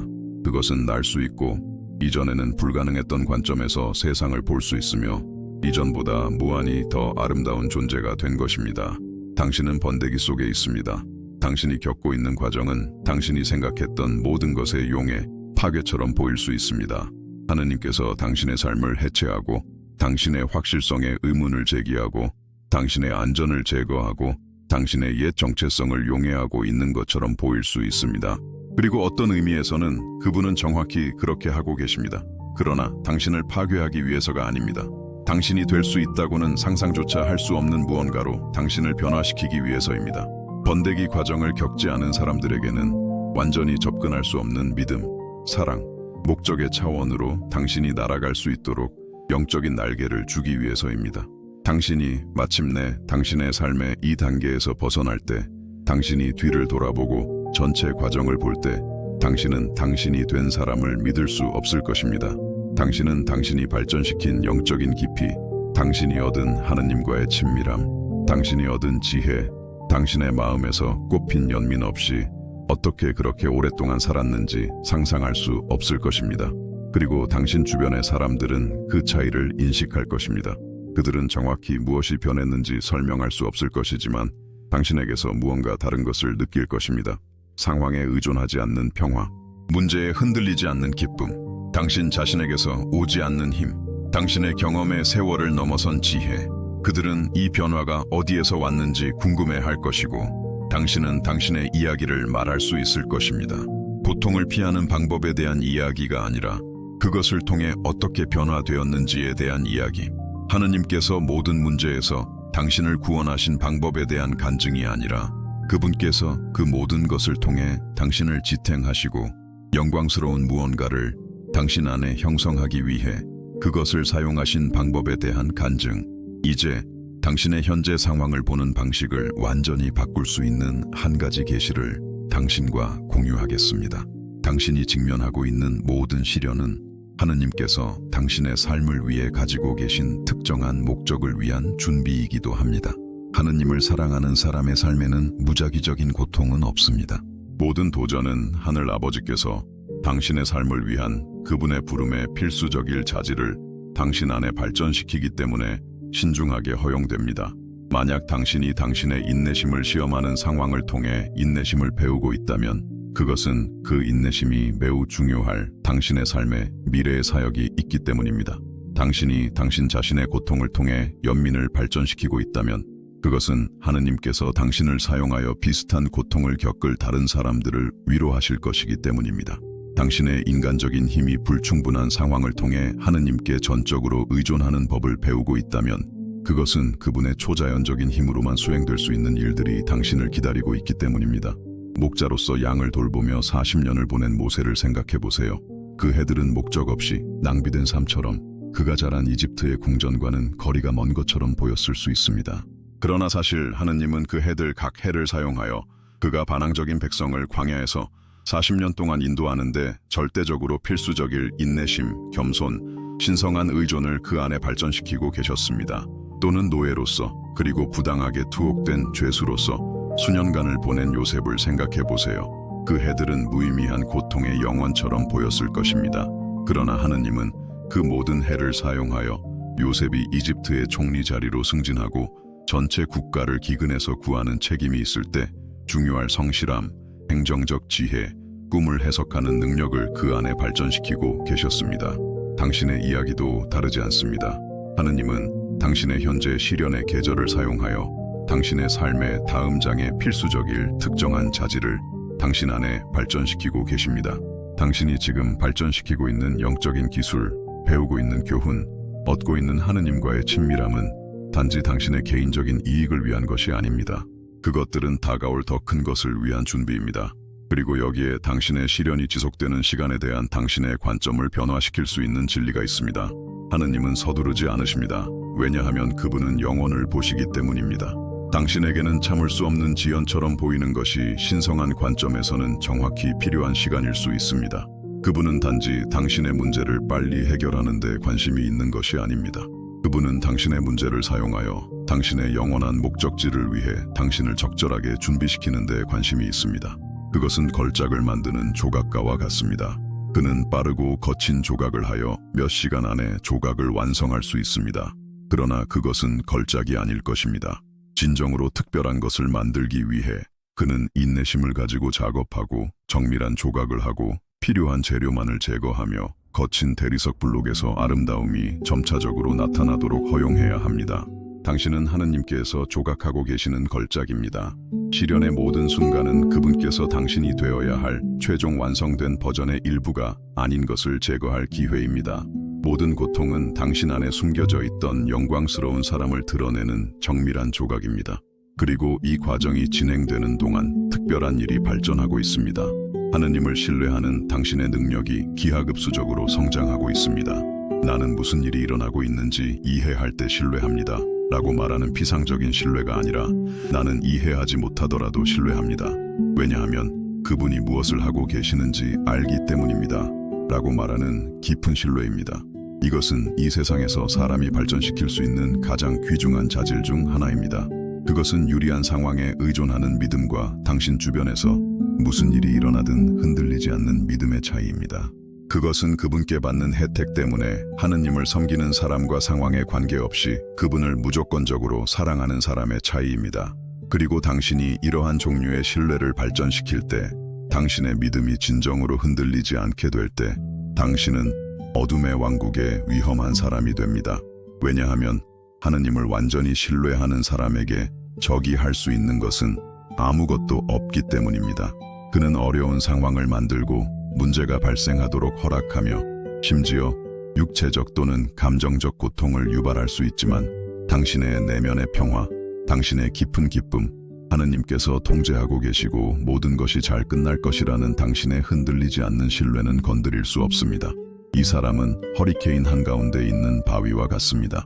폭풍이 그녀 주위에서 포효하고 바람이 파괴적인 힘으로 불고 비가 쏟아져 내릴 수 있지만 그녀는 흔들리지 않고 고요하게 굳건히 서 있습니다. 왜냐하면 그녀의 기초가 일시적인 상황에 있는 것이 아니라 그리스도이신 영원한 반석에 있기 때문입니다. 그리고 이것이 하느님께서 시련의 이 계절을 통해 당신 안에서 발전시키고 계시는 것입니다. 그분은 당신 안에 그분의 신실함이라는 반석 위에 세워진 너무나 견고하고 너무나 깊고 너무나 잘 확립된 기초를 세우고 계셔서 미래에 당신에게 오는 어떤 것도 당신을 넘어뜨릴 수 없을 것입니다. 잦은 허리케인이 있는 지역에서 자라는 나무들을 생각해 보세요. 그들은 정기적으로 직면하는 강력한 바람을 견디기 위해 비정상적으로 깊고 강한 뿌리 시스템을 발전시킵니다. 폭풍을 겪어본 적이 없는 보호된 지역에서 자란 나무는 겉으로 보기에는 아름답고 건강해 보일 수 있지만 허리케인 지역으로 옮겨지면 아마 첫 번째 강한 바람에도 살아남지 못할 것입니다. 왜냐하면 그 뿌리가 얕기 때문입니다. 당신은 깊은 영적인 뿌리를 발전시키고 있습니다. 당신이 지금 직면하고 있는 폭풍은 당신의 믿음의 뿌리를 평온한 시기에는 결코 가능하지 않았을 방식으로 신성한 신실함의 토양에 더 깊이 파고들도록 강요하고 있습니다. 그리고 그 폭풍이 지나가면 당신은 어떤 미래의 폭풍도 당신을 넘어뜨리기 거의 불가능할 만큼 강력하고 잘 확립된 뿌리 시스템을 갖게 될 것입니다. 그러나 더 많은 것이 있습니다. 하느님은 단지 당신의 영적인 저항력을 발전시키고 계신 것이 아닙니다. 그분은 또한 고통의 경험을 통해서만 알 수 있는 그분의 성품의 측면들을 당신에게 드러내고 계십니다. 삶의 모든 것이 잘 풀릴 때는 단순히 이해할 수 없는 하느님의 사랑, 그분의 연민, 그분의 부드러움의 면들이 있습니다. 당신이 깨어졌을 때 그분이 당신을 위로하시면 당신은 알지 못했던 그분의 연민의 차원을 발견합니다. 당신이 두려워할 때 그분이 당신에게 평화를 주시면 당신은 이전에는 단지 신학적인 개념에 불과했던 그분의 보호의 측면들을 경험합니다. 당신이 힘이 없을 때 그분이 당신을 지탱하시면 당신은 내 마음의 힘이시요 나의 영원한 분기시시라는 것이 무엇을 의미하는지 실제로 압니다. 하느님 성품에 대한 이러한 계시들은 그분에 대한 단지 추가적인 정보가 아닙니다. 그것들은 당신 믿음에 흔들리지 않는 기초가 됩니다. 당신이 불가능한 상황에서 하느님의 신실함을 개인적으로 경험했을 때 당신은 다시는 그 신실함을 의심하지 않을 것입니다. 절망의 순간에 성령의 초자연적인 위로를 당신의 피부로 느꼈을 때 당신은 다시는 그분이 정말로 당신을 신경 쓰시는지 의문을 제기하지 않을 것입니다. 그리고 나서 아름다운 일이 일어납니다. 당신은 당신의 고통을 하느님께서 당신을 버리셨다는 증거로 보는 것이 아니라 그분께서 당신을 특별한 친밀함을 위해 선택하셨다는 증거로 보기 시작합니다. 당신은 모든 사람이 당신이 알고 있는 깊이에서 하느님을 알 특권을 가진 것은 아니라는 것을 이해합니다. 모든 사람이 교훈은 강렬하지만 결과는 특별한 이 신성한 친밀함의 학교에 초대되는 것은 아닙니다. 그것은 엘리트 훈련을 위해 선택되는 것과 같습니다. 그것은 일반 훈련보다 더 도전적이고 더 까다롭고 더 고통스럽습니다. 그러나 그것은 또한 일반 훈련을 받은 사람들이 수행할 수 없는 임무를 위해 더 변화시키고 더 능력있고 더 준비시킵니다. 당신은 믿음의 엘리트 훈련을 위해 선택되었습니다. 하느님은 당신 안에서 특별한 것을 위한 잠재력을 보셨고 그래서 당신이 그 잠재력을 완전히 발전시킬 시련을 겪도록 허락하셨습니다. 그것은 징벌이 아닙니다. 준비입니다. 그것은 버림이 아닙니다. 투자입니다. 그것은 그분이 신경 쓰지 않으신다는 증거가 아닙니다. 그것은 그분께서 영원한 영광을 보장하기 위해 일시적인 고통을 허락하실 만큼 너무나 많이 신경 쓰신다는 증거입니다. 그리고 이 과정이 진행되는 동안 당신은 모든 것에 대한 당신의 관점이 변화하고 있다는 것을 발견하게 될 것입니다. 이전에는 당신을 극도로 걱정하게 했던 것들이 이제 당신이 이미 극복한 것에 비해 작아 보입니다.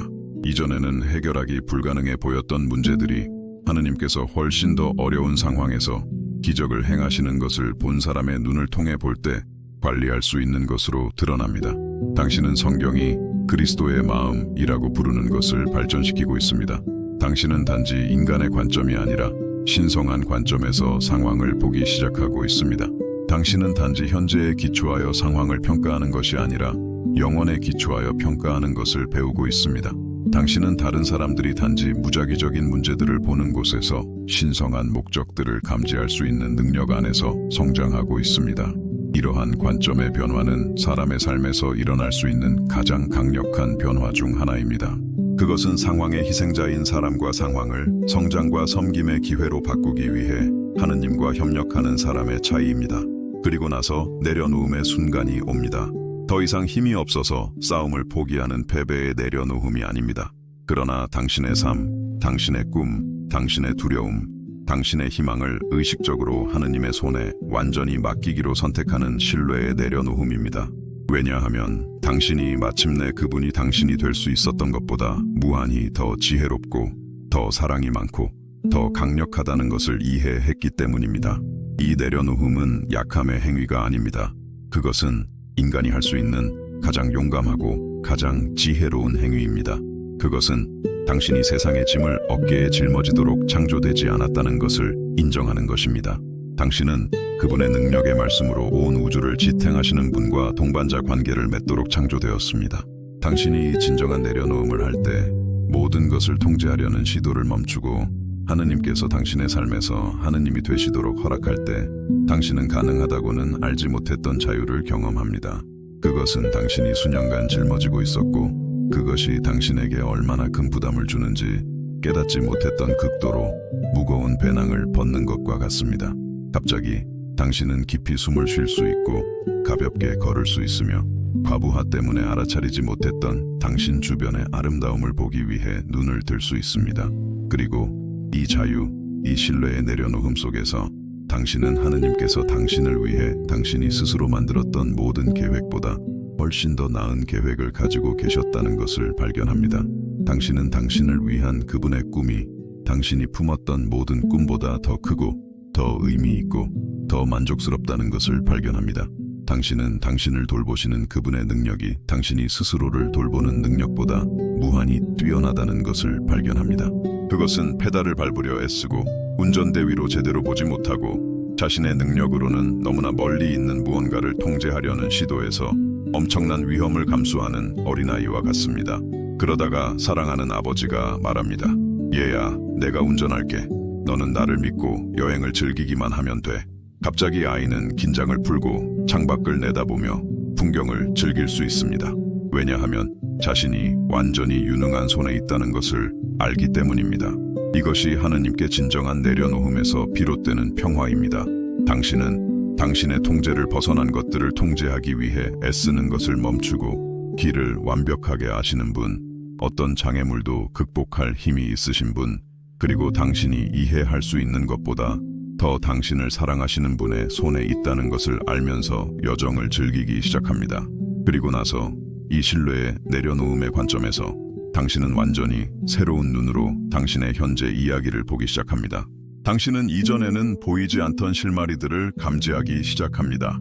당신은 그분이 부재한 것처럼 보였던 순간에도 하느님께서 어떻게 일하고 계셨는지 보기 시작합니다. 당신은 당신의 여정의 모든 조각, 심지어 가장 고통스러운 조각들이 당신이 그 한가운데에 있을 때 볼 수 없었던 더 큰 목적에 어떻게 기여하고 있었는지 이해하기 시작합니다. 그것은 자수 뒷면을 바느질하는 것과 같습니다. 아랫면에서는 엉킨 실, 매듭, 함께 있으면 말이 되지 않는 색깔, 명백한 혼돈만을 볼 수 있습니다. 그러나 당신이 자수를 뒤집어 올바른 면을 보면 당신은 각 실이 정확한 위치를 가지고 전체의 아름다움에 기여하는 아름답고 완벽하게 계획된 디자인을 발견합니다. 당신의 삶은 하늘 아버지의 숙련된 손에 의해 수놓아지고 있습니다. 당신은 뒷면을 보고 있기 때문에 때로는 혼란스럽고 무의미하며 고통스러운 것처럼 보입니다. 그러나 동시에 올바른 면이 창조되고 있습니다. 적절한 시기에 드러날 특별한 아름다움의 디자인입니다. 그리고 당신이 마침내 완성된 자수를 볼 때 당신은 예술적인 완벽함, 세부사항의 정확함, 그리고 모든 고통이 영광스러운 무언가를 창조하는 데 기여한 방식에 대해 할 말을 잃을 것입니다. 이제 당신은 쉴 수 있습니다. 당신의 문제들이 마법처럼 사라졌기 때문이 아니라 당신이 모든 것을 혼자 해결할 필요가 없다는 것을 발견했기 때문입니다. 당신은 하느님께서 모든 것을 통제하고 계신다는 신뢰 안에서 쉴 수 있습니다. 당신은 상황이 그 반대라고 외칠 때에도 그분이 신실하시다는 확신 속에서 긴장을 풀 수 있습니다. 현재 장이 도전적일지라도 그분의 당신을 위한 이야기가 멋진 결말을 가지고 있다는 확신 속에서 평화를 가질 수 있습니다. 그리고 이 평화, 이 신뢰, 이 흔들리지 않는 희망은 당신 주변의 모든 사람들에게 강력한 증거가 됩니다. 그들은 폭풍 속에서 어떻게 평온을 유지할 수 있는지 알고 싶어 할 것입니다. 그들은 당신이 보여주는 이 초자연적인 힘이 어디에서 오는지 궁금해 할 것입니다. 그리고 당신은 고통을 목적지로, 눈물을 지혜로, 깨어짐을 힘으로, 고통을 영광으로 바꾸시는 하느님에 대해 이야기할 기회를 갖게 될 것입니다. 당신의 삶은 잉크가 아닌 살아있는 경험으로 쓰여진 공개 편지가 될 것이며 다른 사람들은 거기서 하느님의 신실함, 사랑, 변화시키는 힘에 대해 읽을 수 있을 것입니다. 그리고 당신은 당신의 고통이 낭비되지 않았고 헛되지 않았으며 목적이 없지 않았다는 것을 발견할 것입니다. 그것은 당신이 하느님의 손에 있는 희망의 도구가 되기 위해 필요한 대가였습니다. 나는 당신이 있는 곳에 있었고 하느님은 신실하시다는 것을 보장할 수 있습니다. 그분은 버리지 않으십니다. 그분은 변화시키십니다. 그분은 구속하십니다. 그분은 모든 것을 합력하여 선을 이루게 하십니다. 라고 권위 있게 말할 수 있는 사람 말입니다. 그리고 이것이 전체 과정의 최종적인 영광입니다. 당신의 고통이 당신의 사역이 되었고 당신의 상처가 다른 사람들을 위한 치유의 근원이 되었으며 당신의 고통의 이야기가 하느님의 선하심과 신실함에 대한 당신의 가장 강력한 증거로 바뀌었다는 것을 발견하는 것입니다. 당신은 단지 살아남은 것이 아닙니다. 당신은 변화되었습니다. 당신은 단지 폭풍을 통과한 것이 아닙니다. 당신은 빛 속에서 춤추는 것을 배웠습니다. 당신은 단지 고통을 견딘 것이 아닙니다. 당신은 그것이 당신을 당신이 될 수 있다고 상상했던 것보다 더 강하고 더 지혜롭고 더 연민이 많고 더 그리스도를 닮은 사람으로 형성하도록 허락했습니다. 그리고 이제 당신은 절대적인 확신을 가지고 말할 수 있습니다. 그럴 가치가 있었습니다. 모든 눈물은 그럴 가치가 있었습니다. 잠 못 이루는 모든 밤은 그럴 가치가 있었습니다. 모든 절망의 순간은 그럴 가치가 있었습니다. 왜냐하면 하느님께서 이 모든 것을 통해 하신 일이 그 과정에서 당신이 잃은 모든 것보다 무한히 더 크기 때문입니다. 이것이 최종적인 승리입니다. 단지 고통에서 해방되는 것이 아니라 그것을 통해 변화되는 것입니다. 단지 당신의 문제들이 해결되는 것을 보는 것이 아니라 당신의 영혼이 정죄되는 것을 보는 것입니다. 단지 당신이 구한 축복을 받는 것이 아니라 다른 사람들이 필요로 하는 축복이 되는 것입니다. 그리고 이제 이 영원한 관점, 이 흔들리지 않는 신뢰, 모든 이해를 초월하는 이 평화와 함께 당신은 미래가 가져올 수 있는 어떤 것이든 직면할 수 있습니다. 왜냐하면 당신은 무슨 일이 오든 하느님께서 그것조차도 당신의 선과 그분의 영광을 위해 사용하실 수 있다는 것을 알기 때문입니다. 당신은 어떤 상황에서든지 만족하는 비결을 배웠습니다. 당신은 결코 마르지 않는 힘의 근원을 발견했습니다. 당신은 결코 실망시키지 않는 희망을 찾았습니다. 당신은 승리자 이상이 되었습니다. 당신은 명백한 패배를 승리의 기회로, 문제를 성장의 발판으로, 고통을 신성한 은혜의 더 깊은 차원으로 들어가는 문으로 바꿀 수 있는 사람이 되었습니다. 이것이 최종적인 계시입니다. 하느님은 우리를 너무나도 사랑하시기 때문에 고통을 허락하십니다. 그분은 우리의 가장 깊은 고통까지도 우리 자신을 가장 영광스러운 버전으로 변화시키기 위해 사용하실 의향이 있으십니다. 그리고 우리가 이것을 이해할 때, 우리가 이 사랑의 깊이를 진정으로 이해할 때 우리의 응답은 그분께서 모든 것을 새롭게 하시는 분에 대한 예배, 감사, 완전한 내려놓음, 그리고 절대적인 신뢰 외에 다른 것이 될 수 없습니다. 우리 대화를 잠시 멈추고 싶습니다. 이 메시지가 당신의 마음에 닿았고 의미가 있었다면 좋아요를 남겨주세요. 그것은 간단한 행동이지만 당신과 같이 희망의 말씀이 필요한 더 많은 사람들에게 다가가는 데 많은 도움이 됩니다. 그리고 당신이 아직 우리 커뮤니티의 일부가 아니라면 채널을 구독하고 종모양 알림을 켜서 다음 동영상을 놓치지 않도록 하세요. 그 이상으로 특별한 초대를 합니다. 당신이 사랑하고 고통이나 불확실성의 순간을 겪고 있는 누군가를 생각하세요. 이 동영상을 그 사람과 공유하세요. 그것은 그 사람이 꽃을 피우는 데 필요한 희망의 씨앗이 될 수 있습니다. 마지막으로 당신이 느낀 것을 댓글로 알려주세요. 저는 당신의 경험과 이 메시지가 당신의 영혼에 어떻게 닿았는지 정말로 알고 싶습니다. 당신의 댓글은 우리 여정의 중요한 부분입니다. 우리는 이 깊은 여정의 끝에 도달했으며 마치 우리가 함께 건널 수 없을 것 같았던 계곡을 걸어왔지만 이해와 평화 그리고 새로운 희망의 장소로 우리를 데려온 것 같습니다. 뒤돌아보면 우리는 하느님께서 왜 우리를 그렇게 많은 고통을 겪게 하시는지에 대한 우리의 마음속에 메아리치던 그 초기 질문에서 우리의 모든 경험에 의미를 부여하기 위해 신성한 퍼즐의 조각들이 마침내 제자리를 찾은 이 명확함의 순간까지 우리가 걸어온 길을 볼 수 있습니다. 우리는 고통이 기독교인의 삶에서 우연한 일이 아니며 하느님께서 우리를 잊으셨다는 증거도 아니라는 것을 발견했습니다. 그것은 사실 그분이 우리를 형성하고 우리를 정죄하고 다른 수단으로는 불가능했을 방식으로 우리를 그분께 더 가깝게 만들기 위해 사용하시는 가장 강력한 도구 중 하나입니다. 불완전한 그릇을 깨고 더 아름다운 것을 창조하는 도공처럼 나무가 풍성하게 열매를 맺도록 가지를 치는 정원사처럼 하느님은 우리가 고통스러운 과정을 겪도록 허락하십니다. 왜냐하면 그분은 우리가 될 수 있는 것보다 더 큰 비전을 가지고 계시기 때문입니다. 우리는 진정한 믿음이 의심이나 질문이 없는 것이 아니라 우리의 이해가 제한적일 때에도 우리의 상황이 그분의 선하심과 모순되는 것처럼 보일 때에도 하느님을 신뢰하는 용기 있는 선택이라는 것을 보았습니다. 우리는 하느님에 대해 아는 것과 하느님을 개인적으로 아는 것 사이에 깊은 차이가 있으며 그 진정한 친밀함은 종종 우리의 인간 경험의 가장 깊은 계곡에서 발전한다는 것을 이해합니다. 우리는 고통이 다른 방법으로는 가르칠 수 없는 교훈을 배우는 독특한 학교라는 것을 이해했습니다. 우리의 연약함과 성령을 통해 우리 안에 거하시는 초자연적인 힘에 대한 교훈, 모든 세상적인 것들의 일시성과 하느님의 사랑의 영원성에 대한 교훈, 오직 인간 조건의 취약성을 우리 자신의 피부로 경험할 때만 발전될 수 있는 진정한 연민에 대한 교훈. 우리는 하느님께서 우리의 고통을 유발하지 않으시지만 우리의 가장 큰 고통까지도 그분의 영광과 우리의 영적인 형성을 위한 도구로 바꾸어 그것을 완전히 구속하는 특별한 능력을 가지고 계시다는 것을 발견했습니다.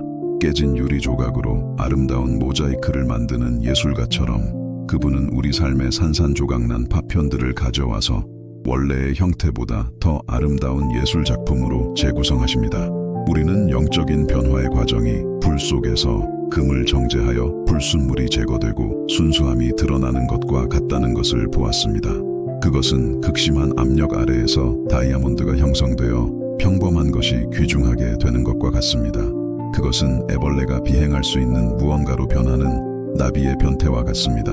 그리고 우리는 우리가 바로 이러한 종류의 변화 과정을 겪고 있다는 것을 이해합니다. 우리는 모든 시련이 또한 준비라는 것을 배웠습니다. 하느님께서 우리 삶을 위해 가지고 계신 목적에 필요할 특정한 자질을 우리 안에서 발전시키고 계시다는 것입니다. 광야에 있던 모세처럼, 감옥에 있던 요셉처럼, 동굴 속으로 도망친 다윗처럼 우리는 우리가 상상할 수 있는 것보다 더 큰 무언가를 위해 준비되고 있습니다. 우리의 현재 어려움은 우리의 미래 사역에 대한 신성한 투자입니다. 우리는 하느님의 사랑이 가장 큰 어려움의 순간에 특별한 방식으로 드러난다는 것을 발견했습니다. 우리가 보답으로 드릴 것이 아무것도 없을 때, 우리가 그분의 은혜와 자비에 전적으로 의존할 때 말입니다. 부상당한 자녀를 구하기 위해 달려가는 아버지처럼 하느님은 우리가 깨어지고 필요할 때 더 큰 연민으로 우리를 향해 움직이십니다. 우리는 외부 상황에 의존하는 행복과 성령의 초자연적인 열매이며 고통, 불확실성, 삶의 어려움과 공존할 수 있는 기쁨 사이에 근본적인 차이가 있다는 것을 이해했습니다. 우리는 폭풍 속에서 평화를 가질 수 있고 혼돈 속에서 희망을 가질 수 있으며 불확실성 속에서 신뢰를 가질 수 있다는 것을 배웠습니다. 왜냐하면 이러한 자질들이 우리의 상황에서 오는 것이 아니라 하느님과의 우리의 관계에서 오기 때문입니다. 우리는 고통이 우리를 그리스도의 마음에 깊이 연결시킨다는 것을 보았습니다. 그분은 우리가 결코 혼자 고통받을 필요가 없도록 모든 종류의 인간적 고통을 경험하기로 선택하셨습니다. 그분은 우리의 고통을 이론적으로만 이해하지 않으십니다. 그분은 그것을 본능적으로 경험하셨습니다. 그리고 그렇기 때문에 그분은 말뿐만 아니라 우리가 있는 곳에 있었고 우리가 두려워하는 모든 것을 이기신 분의 실제 임재로 우리를 위로하실 수 있습니다. 우리는 하느님께서 영혼을 보시는 반면 우리의 시간에 대한 관점은 제한적이라는 것을 이해했습니다. 우리에게 불필요한 지연처럼 보이는 것이 그분께서 우리 안에서 그분의 일을 완성하는데 정확히 필요한 시간일 수 있습니다. 걸작을 창조하고 있기 때문에 서두르지 않는 조각가처럼 하느님은 그분의 목표가 우리의 영원한 영광이지 우리의 일시적인 안도감이 아니기 때문에 무한한 인내심을 가지고 일하십니다. 우리는 하느님께 대한 진정한 내려놓음이 패배의 행위가 아니라 우리가 할 수 있는 가장 지혜롭고 용기 있는 행동이라는 것을 발견했습니다. 그것은 우리가 온 우주를 지탱하시는 분과 동반자 관계를 맺도록 창조되었으며 세상의 짐을 혼자 짊어지도록 창조되지 않았다는 것을 인정하는 것입니다. 이 내려놓음은 우리가 스스로의 노력으로는 결코 이룰 수 없었던 평화와 목적의 삶으로 우리를 자유롭게 합니다. 우리는 우리의 진정한 정체성이 우리가 직면하는 상황에 있는 것이 아니라 우리가 그리스도 안에서 누구인지에 있다는 것을 배웠습니다. 우리의 평화는 문제가 없는 삶을 갖는 것에 달려 있는 것이 아니라 어떤 문제보다 크신 분과 관계를 맺는 것에 달려 있습니다. 우리의 희망은 우리에게서 빼앗길 수 있는 것들에 있는 것이 아니라 아무도 훔칠 수 없는 영원한 약속에 있습니다. 그리고 마침내 우리는 고통이 우리 이야기의 끝이 아니라 영광스러운 무언가로 이어지는 한 장이라는 것을 이해했습니다. 흘린 모든 눈물은 지혜의 씨앗이고 모든 깨어짐의 순간은 더 견고한 재건의 기회이며 모든 고통의 경험은 신성한 은혜의 더 깊은 차원으로 들어가는 문입니다. 마치 우리가 자수 뒷면을 수놓고 있었고 엉킨 실과 함께 말이 되지 않는 색깔들만 보고 있었던 것과 같습니다. 그러나 이제 우리는 자수의 올바른 면을 엿볼 수 있습니다. 각 실이 완벽한 위치를 가지고 있고 특별한 아름다움의 디자인에 기여하는 곳입니다. 우리의 삶은 하늘 아버지의 숙련된 손에 의해 짜여지고 있으며 그것이 만들어지는 동안 우리가 항상 그 패턴을 이해하지 못하더라도 우리는 예술가의 무한한 기술을 신뢰할 수 있습니다. 우리는 하느님께서 잔인하거나 무관심하기 때문에 고통을 허락하시는 것이 아니라 우리를 너무나도 많이 사랑하셔서 우리의 가장 깊은 고통까지도 우리 자신을 가장 영광스러운 버전으로 변화시키기 위해 사용하실 의향이 있다는 것을 이해하게 되었습니다. 빛을 드러내기 위해 압력이 필요한 다이아몬드처럼 순수함을 보여주기 위해 불이 필요한 금처럼 우리는 때때로 우리의 진정한 영적인 아름다움이 드러나도록 어려운 상황이 필요합니다. 그리고 이제 이 깊은 성찰의 끝에서 이 영적인 발견의 여정의 끝에서 나는 우리가 기도로 하느님께로 돌아갈 때가 되었다고 느낍니다. 절망이나 고통스러운 간청의 기도가 아니라 감사와 신뢰의 내려놓음 그리고 인정하는 예배의 기도입니다. 우리의 필요에서만 나오는 것이 아니라 그분이 누구이시고 우리가 그분의 임재를 인식할 수 없었을 때에도 그분께서 우리 삶에서 어떻게 일하고 계셨는지에 대한 우리의 인정에서 나오는 기도입니다. 우리가 함께 우리가 흘린 모든 눈물 우리가 밤새 깨어 있었던 모든 밤, 우리가 살았던 모든 괴로움의 순간을 아시는 그분 앞에 우리의 마음을 숙이자. 그러나 우리가 아직 과정의 한가운데에 있을 때에도 우리 이야기의 영광스러운 끝을 보시는 분 앞에 말입니다. 하늘 아버지, 감사하는 마음과 겸손한 영으로 우리는 이 순간에 주님께 나아갑니다. 응답을 요구하는 자로서도 주님의 지혜에 의문을 제기하는 자로서도 아니라 마침내 주님의 무한한 사랑과 우리 삶을 위한 주님의 영원한 목적을 조금 더 이해하게 된 자녀로서 나아갑니다. 주님께서 우리가 흘리도록 허락하신 모든 눈물에 대해 감사합니다. 왜냐하면 이제 우리는 그것들이 우리 마음속에 심겨지는 지혜의 씨앗이었다는 것을 이해하기 때문입니다. 우리가 보낸 잠 못 이루는 모든 밤에 대해 감사합니다. 왜냐하면 우리가 주님의 얼굴을 더 강렬하게 찾도록 배운 것은 바로 그 고요한 새벽이었기 때문입니다. 우리가 겪었던 모든 깨어짐의 순간에 대해 감사합니다. 왜냐하면 바로 그 순간에 우리가 주님의 힘이 우리의 연약함 속에서 온전해진다는 것을 발견했기 때문입니다. 우리가 주님의 사랑을 의심했던 순간들, 주님의 신실함에 의문을 제기했던 순간들, 순간적인 고통이 주님의 영원한 선하심에 대한 우리의 시야를 가리도록 허락했던 순간들을 용서해 주십시오. 이제 우리는 심지어 우리의 의심조차도 우리의 마음이 얼마나 주님을 찾고 우리의 영혼이 주님의 임재를 얼마나 갈망하는지에 대한 증거였다는 것을 이해합니다. 예수님께 감사드립니다. 그분은 우리가 삶의 어두운 계곡을 결코 혼자 걷지 않도록 우리가 직면할 수 있는 모든 종류의 고통을 경험하기 위해 하늘의 편안함에서 내려오셨습니다. 그분께서 우리의 고통을 이해하실 뿐만 아니라 그분의 죽음과 부활을 통해 그것을 완전히 구속하셨다는 것에 감사드립니다. 우리의 위로자이신 성령께 감사드립니다. 그분은 모든 어려운 순간에 우리와 함께 계셨습니다. 종종 우리가 그분의 임재를 인식할 수 없었던 방식으로 말입니다.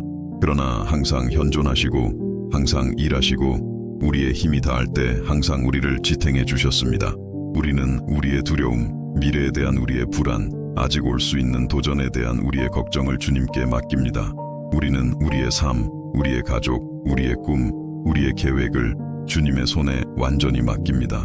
왜냐하면 마침내 우리가 주님께서 우리가 될 수 있었던 것보다 무한히 더 지혜롭고 더 사랑이 많고 더 강력하다는 것을 이해했기 때문입니다. 우리가 앞으로 올 날들, 특히 새로운 도전이 우리 길에 나타난다면 이 계시를 기억하는 은혜를 허락해 주십시오.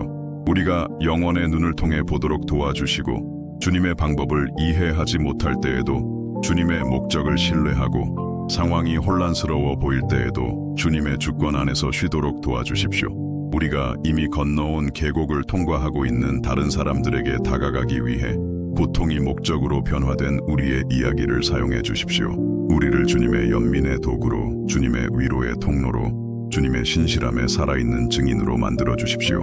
우리의 삶이 다른 사람들이 주님의 구속적인 사랑에 대해 읽을 수 있는 공개 편지가 되게 하십시오. 그리고 마침내 우리가 이 지상 여정의 끝에 도달할 때, 우리가 주님 앞에 얼굴을 맞대고 서 있을 때 우리가 완전한 감사함으로 말할 수 있기를 바랍니다.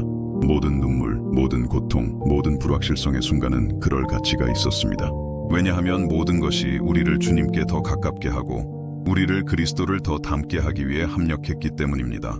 우리의 구원자이시며 구속자이신 예수님의 이름으로 기도합니다. 아멘. 모든 이해를 초월하는 하느님의 평화가 이 순간 당신의 마음을 가득 채우기를 바랍니다. 당신이 그분의 임재를 거의 만질 수 있을 정도로 느끼고 깊이 자녀를 사랑하는 아버지의 따뜻한 포옹처럼 당신의 영혼을 감싸기를 바랍니다. 당신은 혼자가 아닙니다. 결코 혼자가 아니었습니다. 하느님께서 멀리 계신 것처럼 보였던 순간에도 그분은 바로 거기에 계셨습니다. 당신의 숨결보다 더 가까이 계셨고 당신이 이해할 수 있는 것을 넘어선 사랑으로 당신을 지탱하고 계셨습니다. 당신의 이야기는 고통으로 끝나지 않습니다. 당신의 삶은 당신이 살았던 어려운 장들로 정의되지 않습니다. 바로 이 순간에 영광스러운 페이지들이 쓰여지고 있습니다. 고통의 경험이 지혜로 변하고 고통이 연민으로 바뀌고 상처가 다른 상처 입은 마음들을 위한 치유의 근원이 되는 페이지들입니다. 하느님은 당신이 스스로 만든 모든 계획보다 더 큰 계획을 당신을 위해 가지고 계십니다. 그분은 당신이 소유하고 있다라고는 상상조차 하지 않는 잠재력을 당신 안에서 보십니다. 그분은 당신이 흘린 모든 눈물에 의미를 부여하고 살았던 모든 괴로움의 순간에 의미를 부여할 영원한 목적을 위해 당신을 준비시키고 계십니다. 당신은 당신이 상상하는 것보다 더 강하고 당신이 이해하는 것보다 더 사랑받고 있으며 당신이 인식할 수 있는 것보다 더 소중합니다. 당신의 삶에는 신성한 목적이 있고 당신의 존재는 하느님의 왕국에서 중요하며 당신의 이야기는 모든 실이 완벽한 위치를 가지고 있는 영원한 테피스트리로 짜여지고 있습니다. 도전이 다시 올 때, 그리고 그것들은 다시 올 수 있습니다. 왜냐하면 그것이 지상 생활의 본질이기 때문입니다. 이 대화, 이 계시, 당신이 지금 느끼고 있는 이 평화를 기억하십시오. 당신이 지금까지 당신의 어려운 날들의 100%를 살아남았고 하느님께서 다가올 날들에도 계속 신실하실 것이라는 것을 기억하십시오. 오늘 밤 평화롭게 잠드십시오. 졸지도 주무시지도 않으시는 분이 당신을 돌보고 계신다는 것을 알면서 말입니다. 내일 새로운 희망으로 깨어나십시오. 매일이 하느님께서 당신의 삶에서 놀라운 방식으로 일하시는 것을 볼 기회라는 것을 알면서 말입니다. 현재 장이 도전적일지라도 당신의 이야기가 행복한 결말을 가지고 있다는 것을 아는 사람의 신뢰를 가지고 사십시오. 그리고 기억하십시오. 당신은 이 세상에서 희망의 전달자가 되도록 선택되었습니다. 고통에 의해 형성되고 은혜에 의해 변화된 당신의 삶은 하느님께서 그의 자녀들을 버리지 않으시고 그분께서 모든 것을 합력하여 선을 이루게 하시고 그분의 사랑이 어떤 고통보다 강하다는 살아있는 증거입니다. 평화롭게 가십시오. 하느님의 사랑하는 자녀여, 당신이 무조건적으로 사랑받고 영원히 돌보시고 모든 현재의 고통이 비교할 때 작아 보이게 할 영광을 위해 예정되어 있다는 확신을 가지고 가십시오. 당신의 고통의 여정은 목적의 여정으로 변하고 있으며 이것은 하느님께서 당신의 삶을 통해 하고 싶어 하시는 모든 것의 시작일 뿐입니다.